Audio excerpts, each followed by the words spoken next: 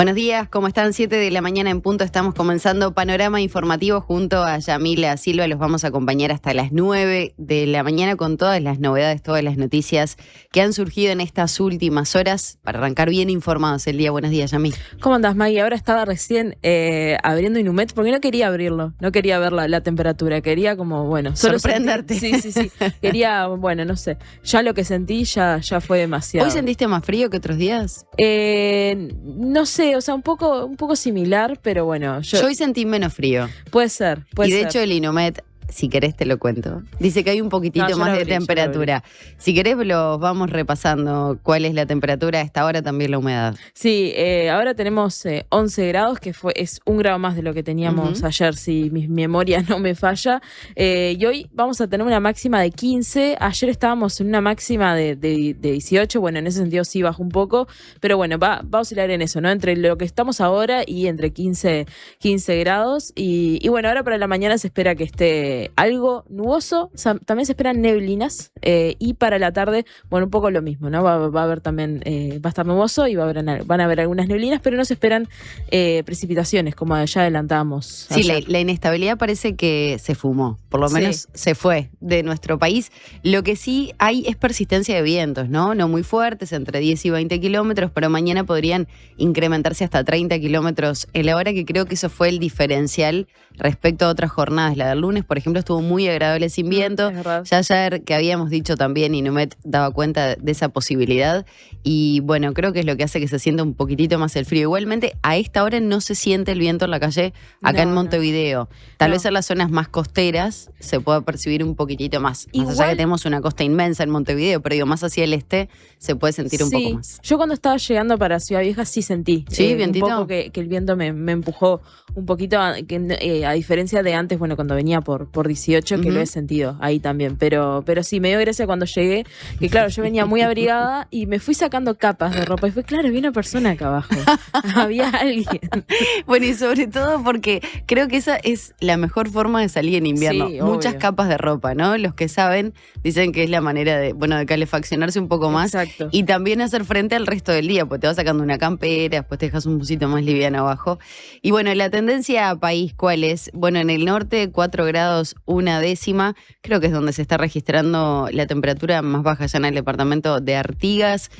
Bueno, Cerro Largo tiene 4 grados 3/10 también, así que bueno, pero después hay 7, 8, nosotros somos los que tenemos más temperatura junto al departamento de Maldonado, 12 grados 4/10, pero ya dijimos, van a ser jornadas agradables de sol, de la temperatura acorde al mes de mayo, así que celebremos eso también, ¿no? Que no estamos tan cambiados cuando tanto hablamos del cambio climático, ¿no? Que de repente pasamos del verano al invierno.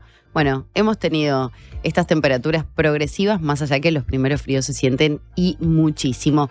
Pero bueno, hoy 13 de mayo del año 2026 se está conmemorando el primer año de la muerte del expresidente José Mujica.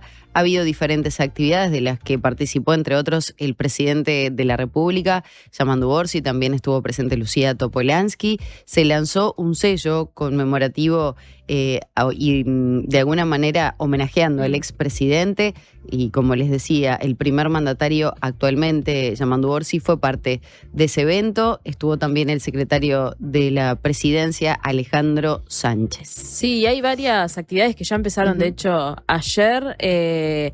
Había, bueno, una convocatoria a encontrarse cerca de los locales del MPP, ¿no? Con distintas actividades. Por ejemplo, bueno, en algunas se iba a hacer un fogón y una vigilia en la que participaron la diputada Cecilia Cairo y el senador Daniel Cagiani. También en Uruguayana y Boulevard Artigas ayer se proyectó la película La Noche de 12 años, donde también estuvieron Cagiani y Betiana Díaz y también el diputado Sebastián Valdomir. Y particularmente hoy, a partir de las 19 horas, se va a hacer un acto en el Teatro El Galpón que va a contar con las actuaciones de la Murga Garrate Catalina, el artista y murguista Raúl Castro y también Mario Carrero, quien formó parte de la lista 609. Así que eso es hoy a las 19 horas en El Galpón. Sí, y repasaba el dato del correo. Bueno, y en ese sentido la ministra de Industria, del sello conmemorativo que emitió el correo de nuestro país, señalaba que, bueno, porque se lo ve al expresidente José Mujica con la banda presidencial cuando asumió en el año 2010, esa foto características, ¿no? Que estuvo presente en todas las oficinas públicas. Bueno, de esa, o por lo menos en la mayoría de los que tenían, ¿no?, representantes del Frente Amplio. A veces se opta por no tener la figura de los mandatarios. Bueno, señalaba Cardona que se busca reflejar el espaldarazo político que el expresidente otorgó a las empresas públicas durante su gestión, posicionándolas como motores fundamentales para el desarrollo del Uruguay. Y según Cardona, el sello sintetiza la visión de un hombre que creía en el Estado como una herramienta activa para el progreso social. Digo, también en estos momentos cuando se discute tanto en torno al Estado, bueno, esta era la visión del exmandatario José Mujica. Pero bueno, vamos a seguir repasando seguramente a lo largo de lo que queda de esta semana las diferentes actividades que se vengan realizando, seguramente muchos testimonios en una jornada movilizadora para el Frente Amplio y en particular para su sector, el Movimiento de Participación Popular. Ya me daba cuenta, bueno, un poco de cómo va a ser ese cronograma de actividades que comenzó en las últimas horas, pero se va a extender. Y nosotros aquí en Panorama Informativo, en los estudios, vamos a recibir al intendente de Paysandú, a Nicolás Olivera, quien participó también en las últimas horas de una reunión muy importante que hubo en nuestro país con cancilleres de Uruguay y Argentina por la relocalización de la planta de hidrógeno verde que construirá HIF Global en el departamento sanducero. Y eso es una de las cuestiones que me parece que tendríamos que consultarle, porque todavía no está, hasta que no se defina la localización, estén los permisos ambientales, entiendo no se puede asegurar al 100%. Todo da cuenta que sí, que se va a instalar HIF Global en nuestro país, que se van a emitir bonos, de hecho, por una suma muy importante. Pero bueno, también la confirmación de que sea así 100% seguro que HIF Global se va a instalar en nuestro país. Bueno, es una de las preguntas que dejamos abierta. Sí, había otra cosa ahí también en esto, mientras te escuchaba, pensaba que a principios de abril, antes de que empezáramos nosotras, toda la radio en realidad, pero bueno, no, se conocía esta noticia de que se había decidido prorrogar el contrato de inversión entre el gobierno y la empresa, porque no se había llegado a un acuerdo con los precios de energía que va a suministrar UTE. Entonces, bueno, eso también es otro punto para ver ahí, a ver si finalmente se solucionó. Y bueno, tenían plazo hasta junio, igualmente para eso, quizás siguen negociaciones, pero también para ver en qué está ese proceso. Bueno, sí, y también obviamente, más allá que es una figura departamental, la de Nicolás Olivera, tenemos que hablar de las repercusiones y el impacto que va a tener en Paysandú, a nivel de fuentes de trabajo, a nivel de motor de la economía, del litoral del país que, bueno, venía muy golpeado los últimos años. Primero con la pandemia, después el atraso cambiario, después la diferencia cambiaria con Argentina y que, bueno, ha provocado desempleo de manera significativa. Bueno, ¿cómo se viene siguiendo el tema con la empresa? Si puede llevar algún tipo de perjuicio, pero también vamos a abordar la realidad que mencionaba recién, ¿no? La realidad económica, cómo está hoy esa situación en Paysandú, y no vamos a dejar por fuera cuestiones del ámbito político partidario, en este caso del Partido Nacional, que bueno, él había manifestado, al igual que otros intendentes o exintendentes, una postura distinta a la de otros representantes, tal vez de mayor peso a nivel nacional, respecto a cómo ser oposición, ¿no? Que tanto lo estuvimos analizando acá también. Pero bueno, vamos a ver qué va a suceder y sobre todo dar cuenta de lo que está pasando en Paysandú, que me parece que es lo más importante, un departamento, como decíamos, bastante golpeado en estos últimos años. Exacto. Y luego en la columna de Antonio Ladra vamos a retomar, bueno, parte de lo que estábamos hablando ayer con el senador del Frente Amplio, Gustavo González, hablamos sobre los monoambientes y bueno, sobre esta propuesta de aumentar la superficie habitable de 25 metros cuadrados a 35 metros cuadrados y bueno, y de que no se exonere de impuestos a las construcciones de, bueno, a la inversión de que sea de 25 metros cuadrados, ¿no? Un poco lo que hablábamos con él. Pero bueno, sí también la conversación fue mucho a la vivienda, al derecho a la vivienda. Él hablaba de un proyecto para regular alquileres. Entonces, bueno, Antonio trae una mirada un poco más realista, un poco más bajada a tierra, donde probablemente mucha gente, muchas personas que vienen del interior, muchos jóvenes o familias se sientan identificados con esto. Y bueno, y esta pregunta, ¿no? Si realmente las políticas de promoción de vivienda, y algo que conversamos ayer, están llegando a quienes de verdad lo precisan, ¿no? Porque algo que se hablaba era, bueno, sí, se generó trabajo, pero no aumentó la cantidad de personas que accedieron a una vivienda. Claro, y el planteo de siempre es, se vende una vivienda a un precio diferencial, tal vez al del mercado.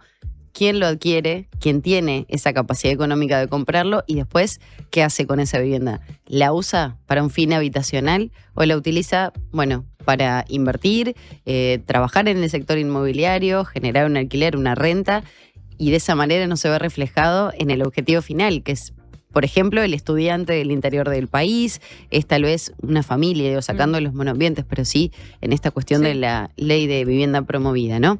Bueno, saludamos, Yami, antes de comenzar con el desarrollo de las principales noticias, a todos quienes nos están siguiendo vía streaming por el canal de YouTube de La Diaria. Ya los saludamos, verán que todavía es noche. Aquí en Montevideo empieza a aparecer algún resplandor allá hacia atrás de Yami, que seguramente en las imágenes lo vean cada vez que ella habla. Bueno, y también a quienes se están, por ejemplo, levantando, desayunando, prendieron la radio, se subieron al auto a la 97.9 FM aquí en Montevideo, en Maldonado la 102.5 y en Colonia la 90.9 FM en Colonia. Y ya los invitamos a participar también, a interactuar con nosotros. Exacto, nos pueden escribir al 099-891-888 y también me dice, ¿a quién aprovecho para saludar? A los que nos escuchan en diferido, porque debe haber muchas veces también, ¿no? De que se levantan un poco más tarde y quieren escuchar el programa y lo pasan para atrás en YouTube, así que les mandamos un saludo para ellos. No vamos a poder leer sus mensajes por razones de tiempo y espacio, pero bueno, sí lo saludamos también. Muy para bien. Los que estén por ahí.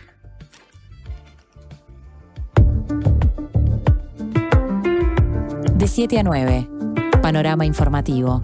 Conducción, Maggie Correa y Yamila Silva. Análisis de Antonio Ladra. Panorama Informativo. Titulares. Pasan 13 minutos de las 7 de la mañana. Tenemos que hablar de la empresa Cardama, que resolvió iniciar un arbitraje internacional contra el Estado uruguayo. Sí, el escrito fue presentado ante la Corte de Arbitraje de la Cámara de Comercio Internacional y plantea como ilegítima la decisión del actual gobierno de rescindir el contrato que había firmado la administración anterior del expresidente Luis Lacalle Pou con la empresa española para la construcción de 2 patrullas oceánicas para la Armada Nacional. El Poder Ejecutivo fue notificado de la decisión de la empresa, en la que en las próximas instancias detallará el monto del resarcimiento económico que solicitará en caso de ganar el diferendo. El contrato, que se firmó el 15 de diciembre de 2023, establece que los diferendos que tengan las partes sobre asuntos técnicos se van a resolver en última instancia en la Corte Internacional de Arbitraje de la Cámara de Comercio Internacional, mientras que para cualquier otro caso las partes están sujetas a la jurisdicción de los juzgados y tribunales de Montevideo. En marzo de este año, el astillero español optó por retirarse de la audiencia de conciliación que tenía fijada con el Estado uruguayo como paso previo a entablar una demanda civil. En octubre de 2025, el Estado presentó una denuncia penal que está siendo investigada por el fiscal Alejandro Machado. En declaraciones ha subrayado el secretario de Presidencia Alejandro Sánchez, calificó de bastante débil la actitud del astillero español porque, según señaló, primero hay que agotar la vía judicial nacional y, según informó el semanario Búsqueda y confirmó La Diaria con fuentes de Presidencia, el gobierno uruguayo contará con el asesoramiento de un estudio jurídico uruguayo y otro español. A Sánchez lo vamos a escuchar también más adelante y vamos a profundizar en estas declaraciones. Sí, parece el tema de nunca acabar, Cardama, ¿no? Cuando parece que, bueno, ya estaba saldado el tema, vuelve a surgir una novedad en torno a este diferendo. Pero tenemos que hablar de lo que mencionábamos hace un ratito, porque el canciller argentino expresó su satisfacción por la posible relocalización de la planta de hidrógeno verde en Paysandú. Sí, tras un encuentro en el Palacio Santos, donde los gobiernos de Uruguay y Argentina discuten sus diferencias por la instalación de la planta de hidrógeno verde que la empresa HIF Global, el canciller argentino Pablo Quirno expresó al canciller Mario Lubetkin su satisfacción con la posibilidad de que la planta sea relocalizada. Sí, en un comunicado conjunto publicado por la Cancillería Argentina destacaron la actuación del gobierno uruguayo para buscar una solución al conflicto en el marco de sus decisiones soberanas. En esa línea señalaron que la relocalización de la planta de hidrógeno verde tiene especial interés para Argentina en función de evitar efectos perjudiciales sobre las actividades económicas preexistentes de las poblaciones ribereñas vinculadas al uso óptimo y racional del río Uruguay. El canciller uruguayo dijo que lo que viene sucediendo con las autoridades argentinas es un proceso vinculado a una iniciativa privada que puede llegar a tener un rol extraordinario en una zona del país sensible desde el punto de vista del desarrollo. Según Lubetkin, se está avanzando mucho tanto en el ámbito ambiental como en el ámbito de la relocalización. Bueno, y quienes nos están viendo por YouTube estarán comprobando que esta es la tapa principal de la diaria, la fotografía principal y la primera noticia que surge así en la tapa de la edición de este miércoles 13 de mayo de la edición papel.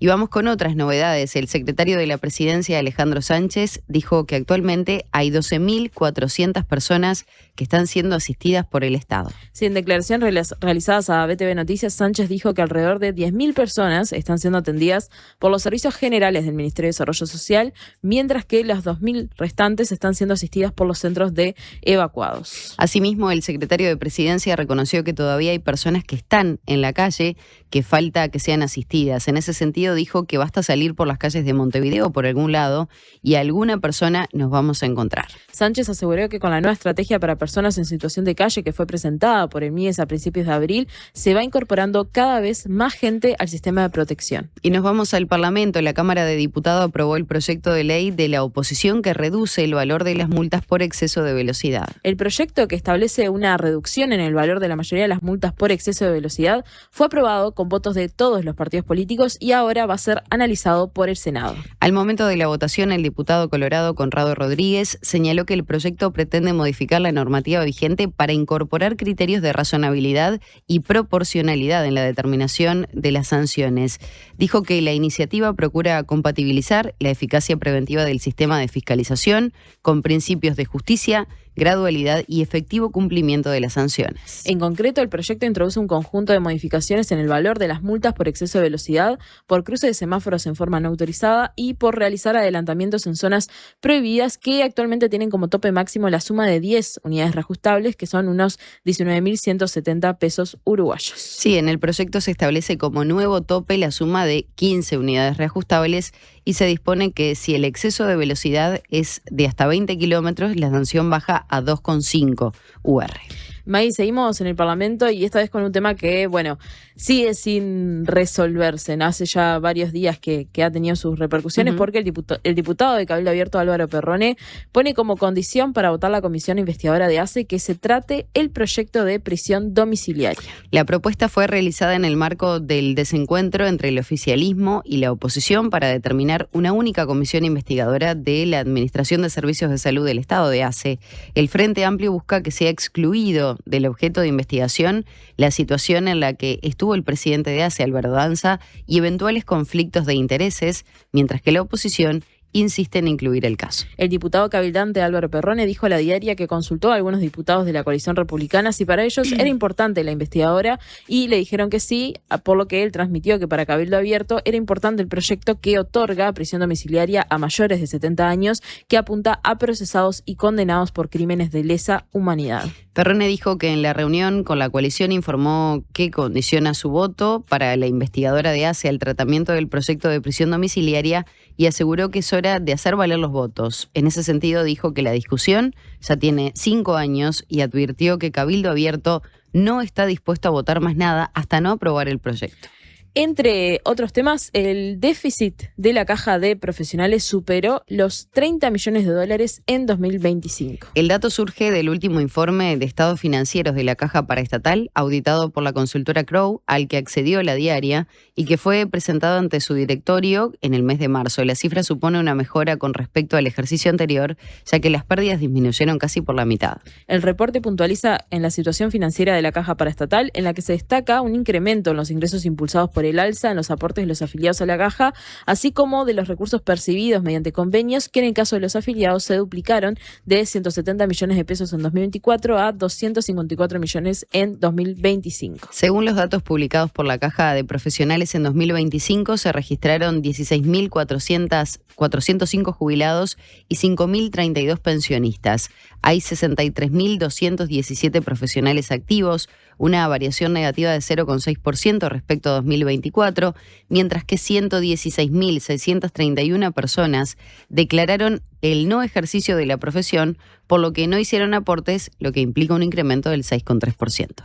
Maggie, pasamos a otro tema que abordamos ayer, pero esta vez, bueno, con un poco quizá más de profundidad, porque activista uruguaya de la flotilla Global Sumud dijo que se sintieron totalmente abandonados por el gobierno uruguayo tras su liberación en Grecia. Sí, entrevistada por La Diaria, la activista Daniela López, de la Coordinación por Palestina, señaló que le transmitió al canciller Lubetkin su disconformidad con la actuación de las autoridades uruguayas y aclaró que el Estado uruguayo en ningún momento pidió reporte ni a Israel ni a Grecia sobre por qué los tenían detenidos. En esa línea señaló que mucho de lo que el Estado uruguayo sabía sobre las circunstancias que estaban pasando luego de que la flotilla fuera tomada por Israel fue porque otros activistas estaban en contacto con la flotilla y le iban transmitiendo lo que sucedía a las autoridades. López dijo que estar en manos de tu país transmite calma y que eso fue justamente lo que no tuvieron. López subrayó que esa fue una de las cosas que más la decepcionó. López, de 21 años, partió el 12 de abril junto al dirigente sindical Jorge Viñolo hacia Europa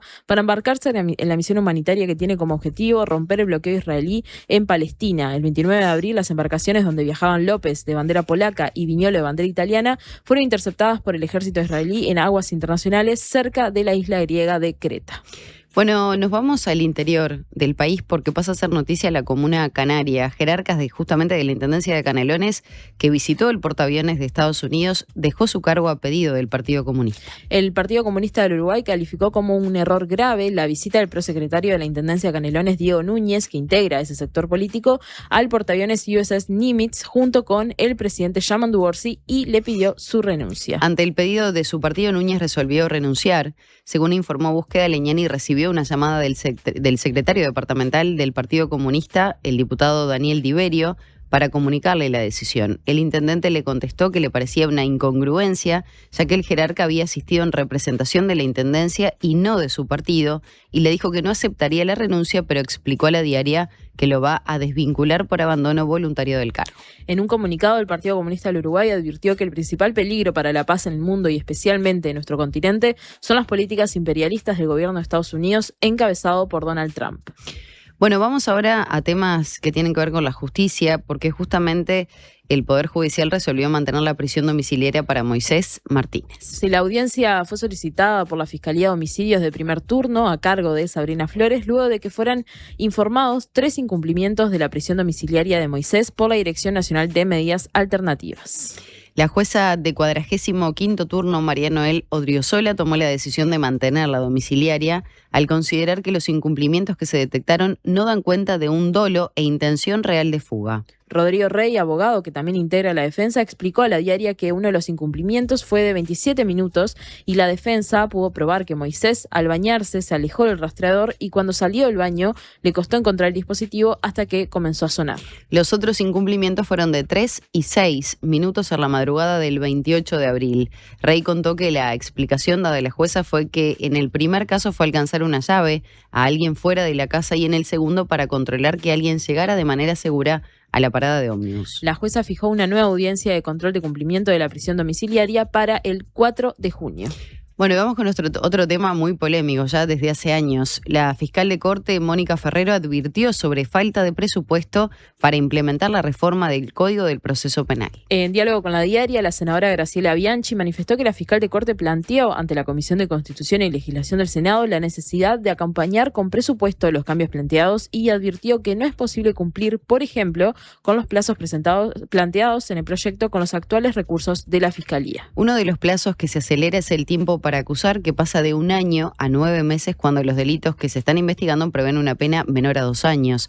Además, se plantea la posibilidad de que la defensa pueda pedirle al juez que establezca un plazo para formalizar el proceso para racionalizar la duración de la investigación preliminar. La senadora dijo que Ferrero mencionó el hecho de que se crearon fiscalías como la de Toledo sin otorgar los recursos necesarios, tanto desde el punto de vista de la infraestructura edilicia como de recursos humanos. Bianchi dijo que la modificación implica una mejora y señaló que parte de la ineficiencia del sistema es la falta de plazos. Y vamos ahora con novedades educativas. 3 de cada 4 docentes uruguayos usan inteligencia artificial artificial en sus prácticas educativas. Ceibal difundió resultados de la Encuesta Nacional Docente 2025 que da cuenta de un uso masivo de la inteligencia artificial generativa. Esta encuesta alcanza tanto a docentes de educación primaria como de secundaria y UTU. En cuanto a las plataformas más usadas por los docentes, se muestra que son Gemini de Google y ChatGPT de OpenAI, mientras que su uso se da principalmente desde las cuentas personales de cada docente y en entornos genéricos sin protecciones adicionales. En cuanto al tipo de uso que se da a las plataformas de IA, 69% utiliza chatbots y 38% herramientas para la planificación de clases y la generación de materiales educativos.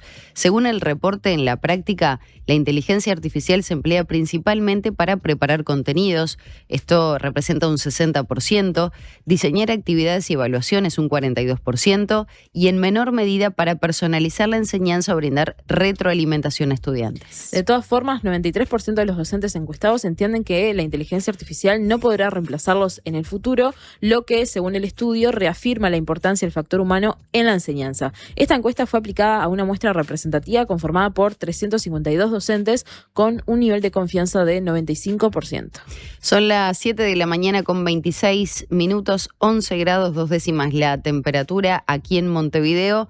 Ya está prácticamente amaneciendo como nos gusta. Bueno, se retrasa un minutito, 7:31, termina de salir el sol aquí en la capital del país, así que vamos a hacer la pausa. Tenemos novedades del panorama internacional, también del deporte y por supuesto más adelante vamos a recibir al intendente de Paysandú, Nicolás Olivera. Ya volvemos.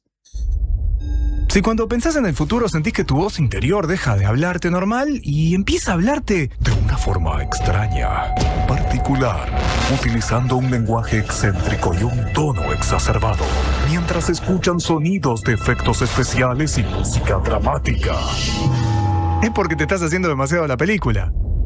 La mejor forma de prepararte para el futuro es con Ahorro Más Vida de Banco de Seguros del Estado. Consulta con tu asesor de confianza en nuestras oficinas o en bse.com.uy. En Vida BSE podés confiar toda tu vida. Prevení problemas de audición. Evita usar auriculares a volumen alto por tiempo prolongado. Alterna con otros dispositivos. Prevení. Preasociate a la Española. 1920-1234 o preasociate.com. Homeopatía Olivencia. Idóneos en elaboración de fórmulas homeopáticas y florales. Lográ el bienestar físico y emocional de forma natural. Olivencia te escucha. Comunicate al 099-471074 o visita nuestra web olivencia.com.uy. En Antel, el futuro lo hacemos junto a quienes impulsan el país. Por eso, acompañamos a las empresas con soluciones seguras en nuestro data center. Y también junto a quienes cuidan el planeta. Por eso, trabajamos en la recolección de residuos electrónicos. Porque el futuro se hace juntos. Antel, el futuro lo creamos juntos. Una conversación informada. La Diaria Radio 97.9.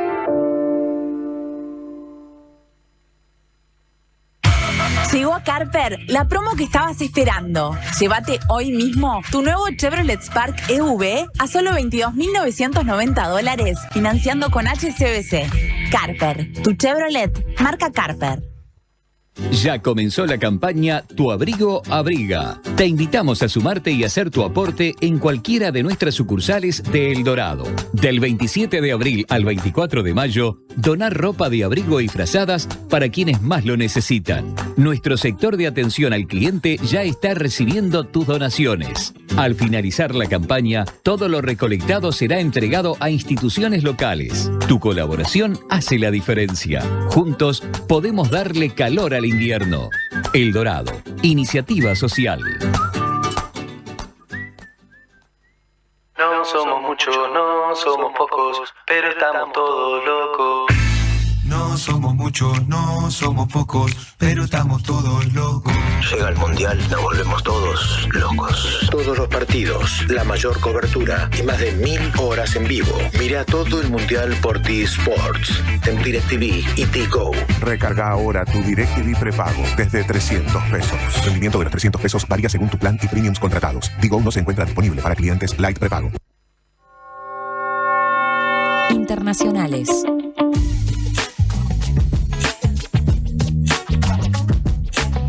7:30 de la mañana, verán que ya está mucho más claro, por lo menos detrás nuestro, ¿no? En las ventanas aquí del piso 10 del edificio Artigas en Ciudad Vieja.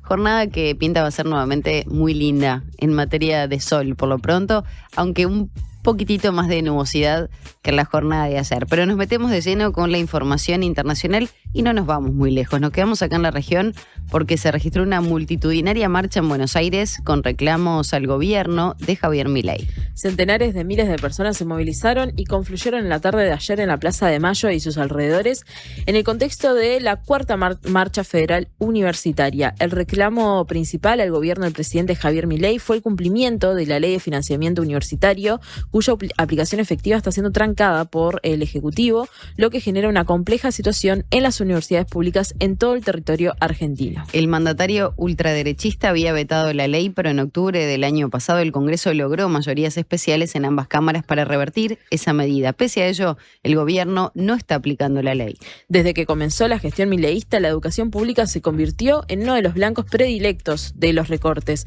Muestra de ello es que los trabajadores docentes de las universidades públicas perdieron en promedio 32% de sus ingresos desde el inicio del gobierno. Aún peor es la situación de los investigadores del Consejo Nacional de Investigaciones Científicas y Técnicas, el CONICET, cuyos salarios cayeron en torno del 40%. Nos vamos a Brasil. El presidente Lula lanzó un programa contra el crimen organizado.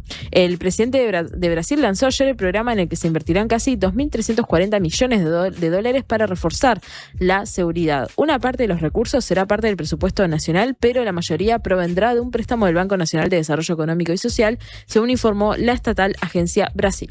Un comunicado de la presidencia de Brasil detalló que el programa tendrá 4 ejes. Buscará la asfixia financiera de las organizaciones criminales, el fortalecimiento de la seguridad en el sistema penitenciario, el combate al tráfico de armas, municiones y explosivos y el mejoramiento de la formación en las tareas de investigación, esclarecimiento de homicidios con el objetivo de aumentar la tasa de casos resueltos. Lula además anunció que se creará un Ministerio de Seguridad. Esta propuesta tiene como eje darle jerarquía institucional al Sistema Único de Seguridad Pública, creado en 2018 para facilitar una mejor articulación entre las políticas del gobierno nacional y la de los estados en esta materia mediante protocolos, intercambio de información y estadísticas. Vamos con otros temas del panorama internacional. Los presidentes de China y Estados Unidos se reúnen con Irán como tema central. Donald Trump se va a reunir con su par chino Xi Jinping en Pekín hoy. Este encuentro es crucial entre los líderes de las dos mayores potencias comerciales del mundo y además se va a dar en un contexto muy particular. Sí, el conflicto con Irán será uno de los temas centrales que abordarán los líderes durante las reuniones que mantendrán en la capital china, donde la delegación de Washington permanecerá hasta el viernes. La administración estadounidense, en palabras del propio Trump y también en declaraciones del secretario de Estado, Marco Rubio, le han venido pidiendo a China un estrecho aliado de Irán y el mayor comprador mundial de petróleo de ese origen, que ejerza presión sobre los gobernantes de Teherán para reabrir el estrecho de Hormuz y poner fin a la guerra. En esa dirección, el portavoz del Ministerio de Asuntos Exteriores de China, Guo Xiaokun, declaró que su gobierno está dispuesto a colaborar con Estados Unidos siempre y cuando sea sobre la base de la igualdad y el respeto mutuo. Esta idea ya fue expresada por la Cancillería china en el inicio de la semana, cuando publicó en sus redes sociales un video en el que recorría parte de la historia de las relaciones entre los dos países y recordaba su lucha conjunta contra el fascismo durante la Segunda Guerra Mundial y la llamada diplomacia del ping-pong, que a comienzos de la década de 1970 contribuyó al deshielo de las relaciones entre Pekín y Washington. Deportes. Vamos con novedades del deporte, pero en este caso no netamente del fútbol, y tiene que ver con el gremio de futbolistas que reclama ante atrasos e incumplimientos en pagos. Sí, la Mutual Uruguaya de Futbolistas Profesionales resolvió declararse en preconflicto ante la gravedad de distintas situaciones que afectan a los jugadores, entre ellas atrasos en el pago de salarios, incumplimientos vinculados al cobro de créditos y problemas de seguridad en escenarios deportivos. En un comunicado, la Mutual sostuvo que los futbolistas no pueden naturalizar las consecuencias de malas administraciones, incumplimientos y falta de respuestas y exigió a la Asociación Uruguaya de Fútbol y a los clubes involucrados la instalación inmediata de una mesa formal de trabajo. Además, cuestionó el funcionamiento de la Comisión de Seguridad y Estadios. El gremio, a su vez, convocó para mañana una asamblea extraordinaria en la que analizará posibles medidas, aunque por ahora el inicio del torneo intermedio no corre riesgo. Desde la Mutual advirtieron que si no aparecen soluciones concretas podrían profundizarse las acciones y este fin de semana podría no haber fútbol. Bueno, veremos cómo y si se puede resolver esta situación que se reitera, ¿no? Con el paso de los campeonatos, de los años, las malas administraciones que en definitiva terminan pagando a última hora, el último día para que inicie el campeonato. Habrá que ver si la gremial de futbolistas, la Mutual, termina solucionando de una vez por todas esta situación. Nos vamos con este uruguayo, Tomás Silva, que buscará recuperarse en una exigente quinta etapa del Giro de Italia. Después de perder la malla rosa en la etapa de ayer, Tomás Silva tendrá hoy una nueva oportunidad para volver a meterse entre los mejores. El ciclista del Astana sufrió en el único ascenso importante de ayer, quedó cortado del pelotón principal y terminó cediendo más de 12 minutos en la clasificación general. La quinta etapa unirá Praia a Mare con Potenza a lo largo de 203 kilómetros en un recorrido quebrado y exigente que puede volver a generar diferencias entre los favoritos. Será una jornada mucho más larga que la de ayer y con varios sectores ideales para ataques. El italiano Giulio Ciccone es ahora el líder de la general tras aprovechar bonificaciones en la etapa anterior, mientras que Silva intentará dejar atrás un día complicado y volver a mostrarse competitivo después de haber protagonizado una actuación histórica para el ciclismo uruguayo en el arranque de la carrera. Bueno, tenemos que hablar de la naranja, porque Aguada y Nacional será una de las semifinales de la Liga Uruguaya de Básquetbol. Ayer por la noche la Liga de Básquetbol dejó un final infartante por un lado y al tercer semifinalista confirmado por otro. Malvin derrotó 83-81 a Defensor Sporting en un cierre electrizante y logró su primera victoria en la serie de cuartos de final.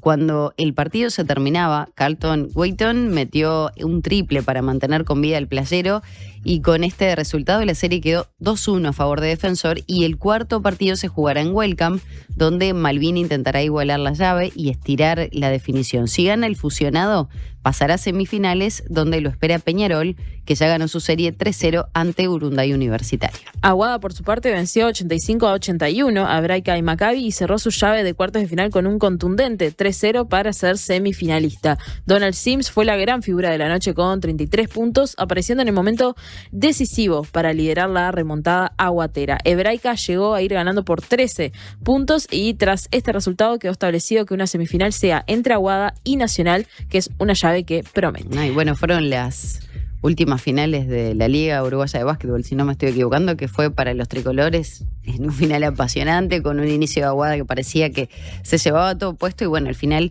se revirtió esa situación.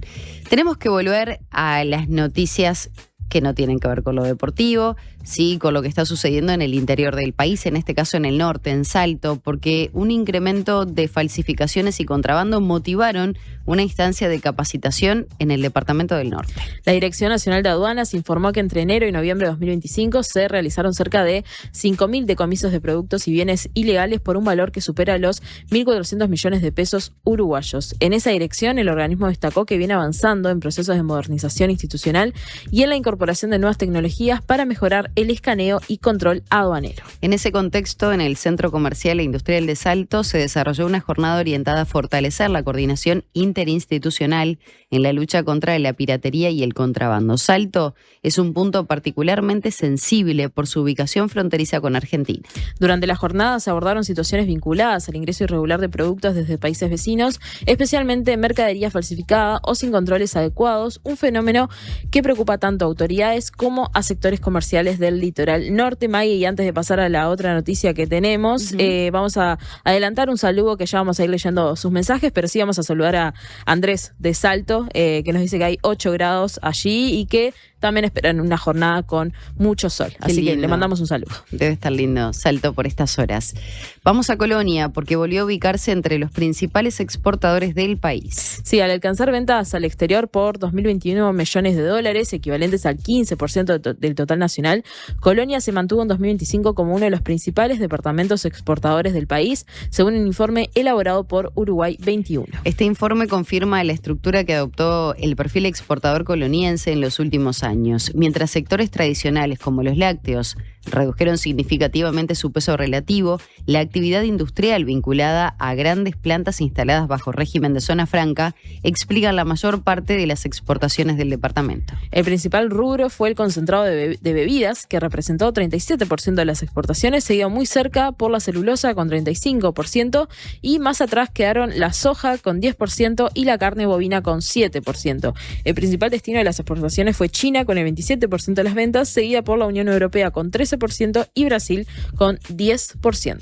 Son las 8 menos 20 de la mañana, tenemos 11 grados 2 décimas aquí en Montevideo, 60% del índice de humedad, ya amaneció en la capital y como les decíamos, hay cierta presencia de niebla y alguna nube en el cielo de Montevideo. Pero bueno, de todas maneras sigue siendo una jornada más que agradable. Y tenemos muchos mensajes que están llegando a través de nuestro WhatsApp, que Yami ya repasó, por ejemplo, el que llegaba desde el norte del país, desde el departamento de Salto, que decía que había 8 grados a esta hora. Empezando el día con la radio, con una foto preciosa del amanecer también. Cecilia, que nos escucha desde Las Piedras, es otra de las personas que se está comunicando por estas horas vía WhatsApp con nosotros a través del 099-891-888. Y también tenemos un mensaje, Maggie, desde Barcelona, España, que bueno, ya es el mediodía por allá y nos dicen que nos ven cada día y agradecen por mantener informados a los orientales que están fuera del país. Esto es una cita y bueno, le mandamos un saludo a Carlos, que está en España. Qué lindo. Bueno, y mucha gente también conectada al canal de YouTube de La Diaria, así que cada vez se amplía más esta comunidad. Nosotros hacemos una nueva pausa, seguimos con más novedades en un ratito.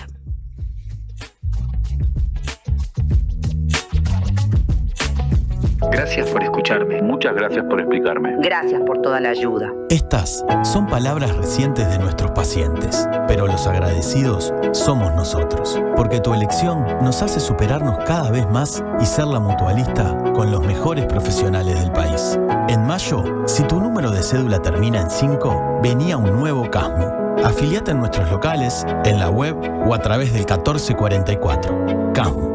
Estamos para cuidarte. Consulte las condiciones. Cobertura total de asistencia médica. Fundación SECOM te invita a ser parte de Tejidos del Corazón. Trae tus agujas y juntos tejeremos para que los niños que más lo necesitan tengan un invierno más abrigado. Te esperamos el domingo 31 de mayo de 10 a 16 horas en Shopping Tres Cruces, Sala de Espera Goes. Organiza Fundación SECOM con el apoyo de Shopping Tres Cruces. ¿Cómo es estudiar en la UPU? Es ser parte de la propuesta universitaria más innovadora y actualizada del país, que te impulsa a desarrollar tus talentos, construyendo el futuro de una comunidad, de muchas generaciones, de un país. Esta es nuestra universidad, la UCU, el futuro que está en vos y en nosotros. Hola, ¿estás escuchando Diversidad de Opiniones? ¿Estás bien? Estás en La Diaria Radio 97.9. ¿Qué es mejor? ¿La hamburguesa o el choripán? ¿La Rambla o el parque? Nosotros no sabemos. Lo que sí sabemos es que para cobrar tu sueldo, mejor en tu banco. Es mejor porque abrís tu cuenta 100% online y porque tenés la nueva tarjeta internacional Bro Recompensa Mastercard Débito. También es mejor porque tenés adelanto de sueldo sin intereses. Y es mejor porque tenés la seguridad y confianza de siempre en el banco de siempre. Abrí tu cuenta sueldo a través de eBrow. Te lo repito, tu sueldo mejor en tu banco. Banco República, nuestro banco país. Infórmese sobre la garantía de depósitos en su institución de intermediación financiera o en www.copap.org.uy o vía infocopap@copap.org.uy. En la edición de mayo de Le Monde Diplomatique Uruguay, la juventud latinoamericana subsiste a pesar de la pobreza, el narco y la ultraderecha evangelista. En el mundo, continúa la batalla por la energía detrás de la guerra contra Irán, el cierre del estrecho de Hormuz y la incertidumbre en Venezuela y Rusia asoma una crisis.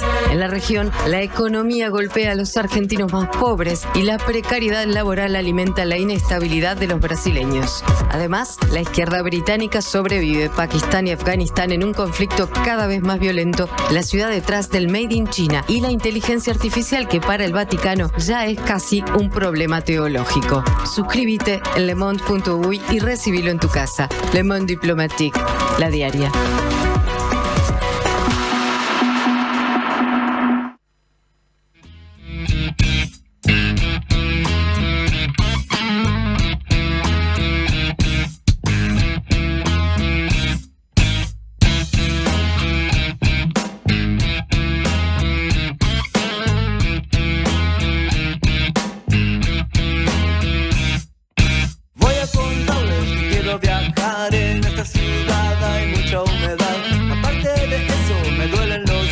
El alquiler ya no puedo pagar y un viaje a California me vendría muy bien. Un viaje a California me vendría muy bien. Quiero decirles que debo volar con chicas bonitas, ir a patinar los fines de semana con todos mis amigos, tomar un avión y surfear en Hawái. Y un viaje a California me vendría muy bien. Un viaje a California me vendría muy bien. Un viaje a California me vendría muy bien. Un viaje a California me vendría muy bien. Voy a contarles que quiero olvidar la cara del payaso que me quiere matar. Aparte de eso quisiera volar la casa de gobierno y todo lo demás. Y un viaje a California me vendría muy bien. Un viaje a California me vendría muy bien. Un viaje a California me vendría muy bien. Un viaje a California me vendría muy bien.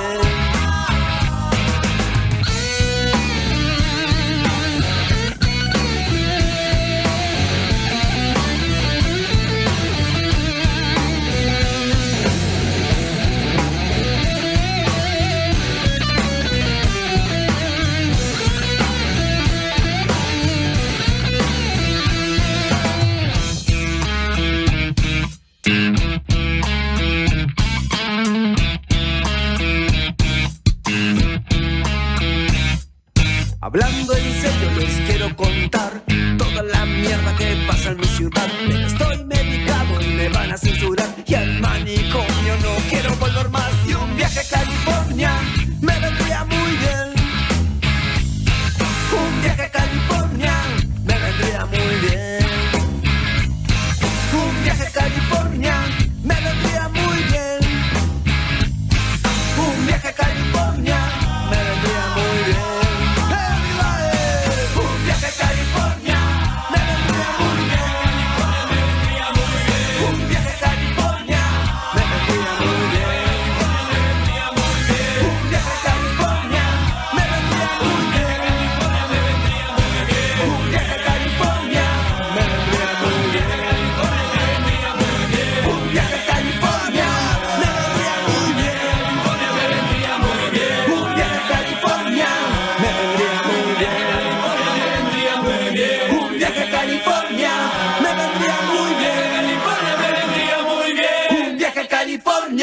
Me vendría muy bien.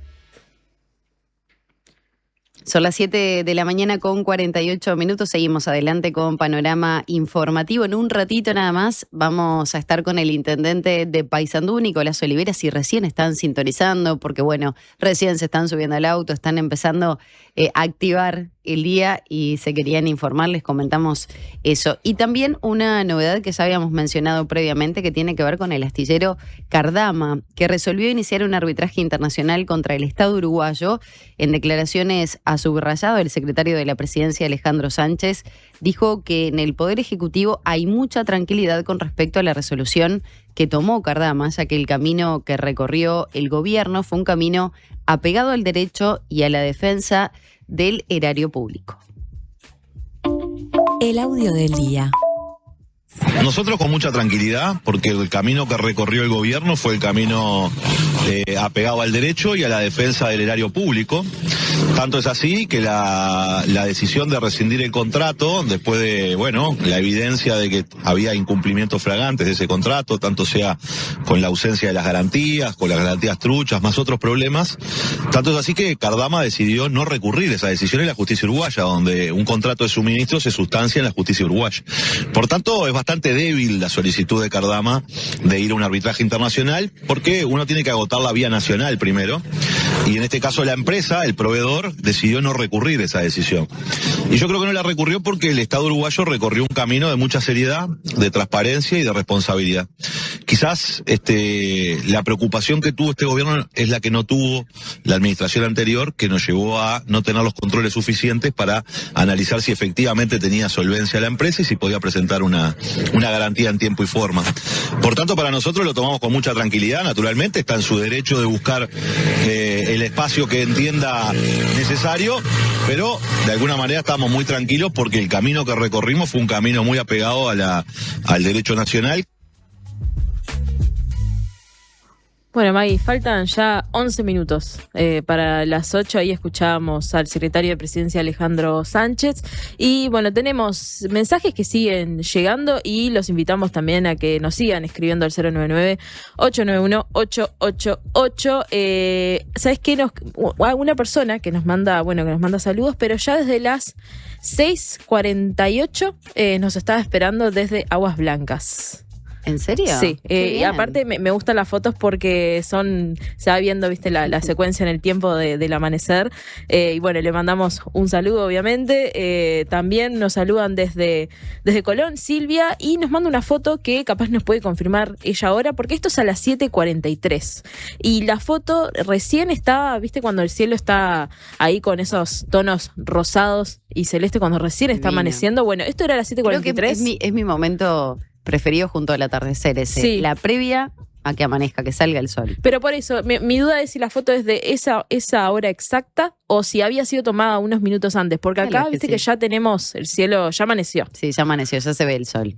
Y mira, acá nos mandan otra foto, que también tengo mis dudas, así que nos pueden decir, porque también recién estaba saliendo el sol en ese momento. Esto nos mandan ahora y nos están escribiendo, así que vamos a ver si resuelven mi duda de qué estaba sucediendo. Bueno, muchas novedades. Vamos a estar en un ratito, como les contábamos, con el intendente de Paysandú, Nicolás Olivera, porque obviamente quedan muchas cuestiones para consultarle, sobre todo cuando ayer no se transmitió oficialmente, más allá que pudo haber estado presente en la reunión, alguna posible relocalización, hacia dónde sería el lugar específico. Pero bueno, de alguna manera Olivera ha señalado que no hay nada que se juegue por debajo de la mesa. Tras la reunión de canciller por planta de hidrógeno verde, se trata de la inversión más importante en la historia del país y según el gobierno se instalará en Paysandú, cuyo desempleo es el segundo más alto del país, ¿no? Respecto a esto que mencionábamos, la realidad económica, el impacto de las diferentes circunstancias que han ocurrido en los últimos prácticamente 10 años, una pandemia, una diferencia cambiaria con Argentina que fue muy marcada, donde muchas personas les hacía realmente la diferencia en su bolsillo cruzar a la vecina orilla Argentina, a hacer sus compras, a cargar combustible, respecto a lo que estaba sucediendo en Uruguay. Así que, bueno, vamos a estar hablando de todos esos temas junto a Nicolás Olivera en algunos minutos. Exacto. Y Maggie, ¿sabes qué? Hoy van a pasar varias cosas. Bueno, siempre hay una agenda cargada en el Parlamento, pero hoy tenemos algunos temas que probablemente vamos a tener mañana. Vamos a estar hablando de ellos porque hoy a la Comisión de Hacienda de la Cámara de Diputados va a ir el Ministerio de Economía y Finanzas para, bueno, dar su opinión y también exponer sobre este proyecto de deudores que se está proponiendo desde el Frente Amplio, que fue también en su momento propuesto por Cabildo Abierto. Este proyecto tiene el objetivo de reestructurar deudas, limitar los intereses y prohibir las prácticas abusivas en el sistema crediticio. Así que esto hace un mes ya casi el Frente Amplio había dicho en una comisión, según, constaba la versión taquigráfica, de que esto iba a ser una prioridad para la bancada de diputados del Frente Amplio. Así que también veremos que si hay apoyos desde el Partido Nacional, desde el Partido Colorado, y veremos también qué opinión tiene el Cabildo Abierto con respecto a este proyecto, que según lo que decía Perrone, no es tan parecido a lo que se proponía desde su partido, ¿no? Sí, perdón, un buque insignia para Cabildo Abierto, ¿no? El proyecto de deudores. Habrá que ver entonces qué es lo que sucede en las próximas horas a nivel parlamentario, en una jornada además marcada porque hace algunas horas la oposición dijo que iba a volver a citar al Ministerio de Economía y Finanzas por las modificaciones que se podrían introducir respecto a las AFAP, ¿no? El resultado de lo que dejó este diálogo social, ese documento al que se hizo referencia.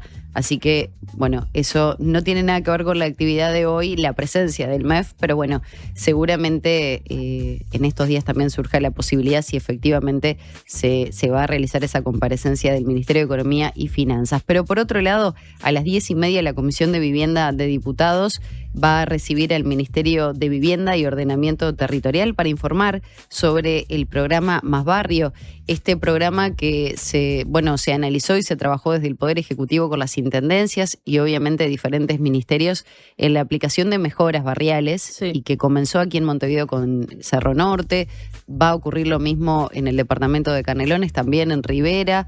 Durazno era otro de los departamentos que iba a estar presente respecto a esta realidad, sobre todo porque era la implementación de un plan que pretendía mejoras y de esa manera también reducir de alguna manera o colaborar para reducir el delito. Sí, justamente agrego solo un apuntecito sobre este tema, es que ayer se hizo la quinta etapa censal que estaba prevista para Cerro Norte. Este censo que se iba a hacer para, justamente conocer cuáles estaban siendo las necesidades de las personas allí, de qué manera se podía intervenir. Y después, más tarde, a las 13:30, ya después del mediodía, la Comisión de Asuntos Internacionales de la Cámara de Diputados va a recibir al canciller Mario Lubetkin para informar sobre el acuerdo comercial entre el Mercosur y la Unión Europea. Hoy está bastante cargado de ministerios el Parlamento, pero sí, también veremos si surge algo de... Pero es el rol parlamentario, el Contralor, conocer cómo se van implementando programas, de qué manera se está trabajando este acuerdo que lleva más de 2 décadas, ¿no? Analizándose y que tuvo su primer cargamento. Recordemos que tuvimos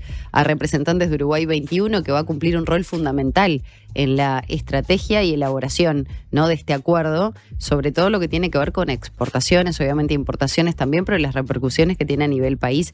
Así que creo que es fundamental que los ministros puedan rendir cuentas ante los representantes de la ciudadanía. Sí, y eso, y vamos a ver si hoy, después de esta comparecencia, justamente sale alguna novedad de lo que estuvimos hablando también con Martín Mercado de Uruguay 21 la semana pasada, sobre la negociación de las cuotas a la interna del bloque, a la interna del Mercosur, que eso estaba sin definirse todavía cuando ya había entrado en vigencia el acuerdo. Y también otra cosa, a ver, qué, y esto es más para el día a día, más para el carrito del supermercado, qué productos justamente van a entrar por este acuerdo a Uruguay, ¿no?, de importación. Sí, tal cual. Y eso que mencionábamos, ¿no? Cómo repercute en el bolsillo de los uruguayos sin afectar directamente a algunos sectores que, pueden verse, ¿no?, por lo menos perjudicados por el lechero, ingreso, por ejemplo, era uno de nuevos ellos. Productos. Exactamente. Quedan muchísimas novedades. Les mencionábamos hace un ratito nada más que hoy es una jornada muy particular. Se está conmemorando un año del fallecimiento del expresidente José Mujica. Seguramente tengamos más detalles de lo que será esa agenda, más allá de algo que mencionábamos, proyección de películas, la vigilia. Y también ese sello conmemorativo que emitió el Correo Uruguayo. Pero tenemos que hacer la pausa. Ya está el intendente de Paysandú, Nicolás Olivera, para dialogar de muchos temas, pero particularmente de esta inversión histórica para nuestro país. Ya volvemos.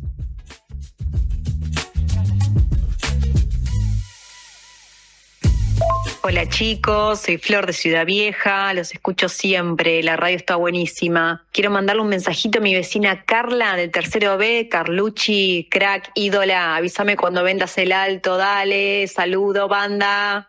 Cuando compras un Suzuki 0 kilómetro, los futuros compradores vienen incluidos. Lleva el tuyo vos también y asegurate la reventa. Visítanos en suzuki.com.uy o en cualquier concesionario del país. Suzuki te entiende. En Habitat, resolvé todas tus gestiones. En nuestros más de 520 locales de todo el país. Y también desde nuestras aplicaciones. Más información en habitat.com.uy. En El Círculo tenemos los mejores planes para vos y tu familia. Si tenés entre 1 y 20 años, podés afiliarte por tan solo 800 pesos al mes, con más beneficios gratis, el mejor servicio al menor precio y los menores tiempos de espera. Elegí cambiar ahora a la mutualista con el índice de satisfacción más alto y con la red de atención más grande del país, con 5 sanatorios y 50 policlínicos. Afiliate llamando al 1870 o en circulocatólico.com.uy. En El Círculo, estamos con vos. ¿Vas a pintar? Confía en Ciacolor. La marca de pinturas que más crece en Brasil y en Uruguay tiene el producto indicado para vos. La calidad que necesites al precio justo. Si vas a pintar, confía en Ciacolor. Hola, ¿estás formando tu propia opinión? Estás bien, estás en La Diaria Radio 97.9. UTE presenta Pequeños Grandes Consejos de Túnicas en Red. ¿Sabías que para mantener el calor en nuestra casa es fundamental que esté bien cerrada? Un consejo sencillo y económico es poner o revisar los burletes de las puertas y las ventanas. Así conservas la temperatura adecuada y evitas que filtre el aire. Con estas pequeñas acciones podemos cuidar la energía para que nuestras casas estén siempre calentitas. Yo lo aprendí en la escuela y lo probamos en mi casa. Funciona. UTE, avanzamos con energía. Una tele, dale. Un parlante, dale. Cafetera, dale. Canjeala con Dale. Llegó Dale, el nuevo programa de puntos de Anda. Ahora, cada vez que usás cualquiera de nuestros servicios, sumás puntos para canjear por lo que quieras en nuestra tienda online. Dale, disfruta de Dale Anda. Conoce más en anda.com.uy. Pruebas y condiciones en anda.com.uy. El Alemán al Auditorio del Sodre. Último disco de Gerardo Dorado, El Alemán. Yo, ¿quién sería? El Alemán, 26 de julio en el Auditorio del Sodre. Entradas en Ticantel. 3 de junio, Auditorio del Sodre. Presenta Carper, tu Chevrolet marca Carper.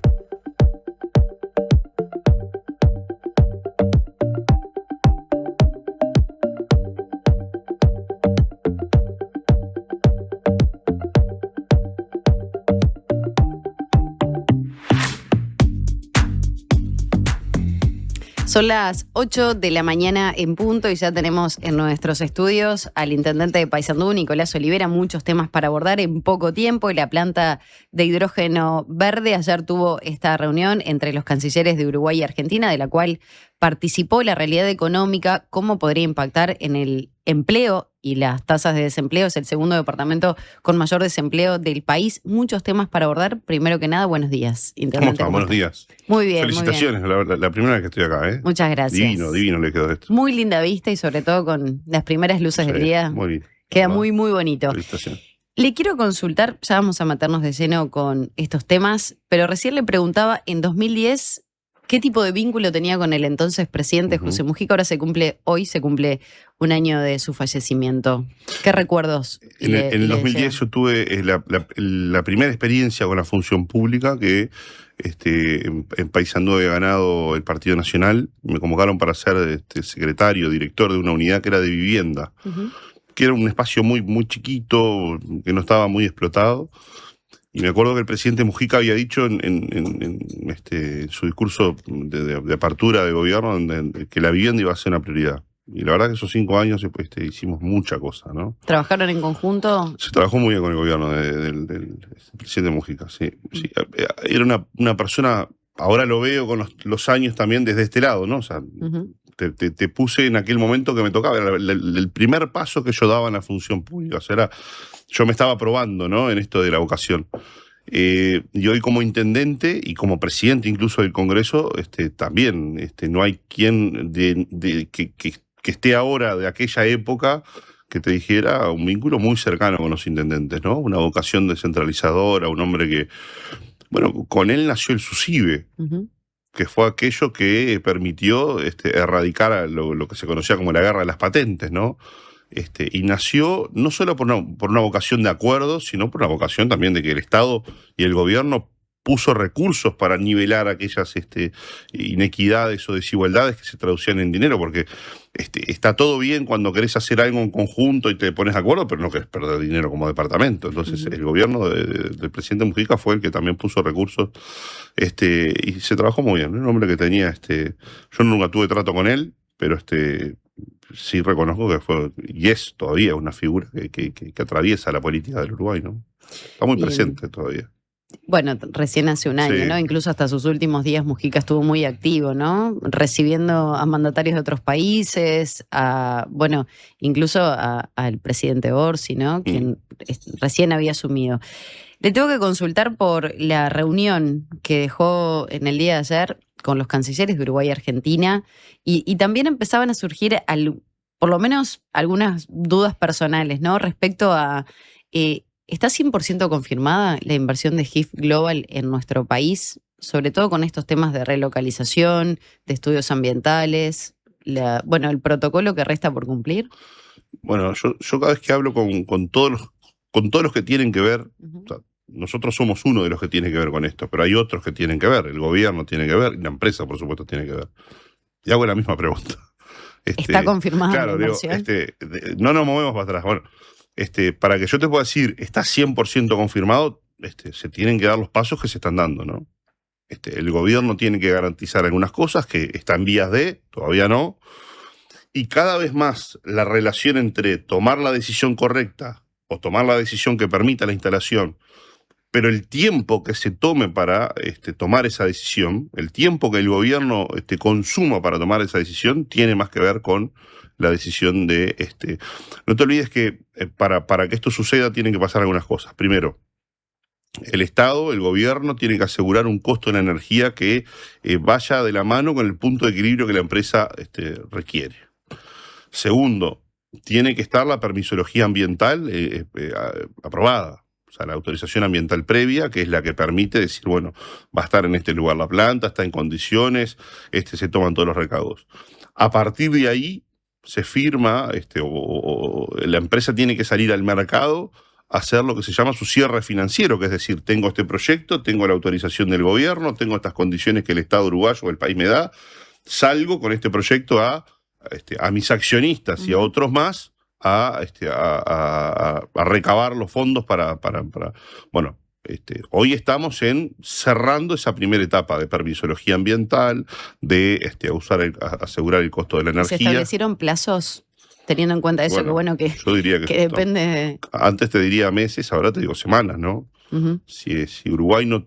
A ver, yo creo que a junio esto tiene que estar resuelto. De hecho, a fines de junio, de acuerdo a lo que fue la prórroga en aquel momento de ese memorando de entendimiento que se firmó y que se prorrogó, en junio Uruguay debería estar firmando el contrato de inversión con esta empresa. Sí, que justamente se prorrogó por esto, ¿no? Porque no se había llegado a un acuerdo sobre los costos del suministro de energía. Ahora decía esto, ¿no? Bueno, que el Estado tiene que garantizar, el gobierno tiene que garantizar dos cosas. La permisología ambiental y también los costos de energía. Ayer se habló algo, si se avanzó algo sobre la negociación sobre los costos de energía.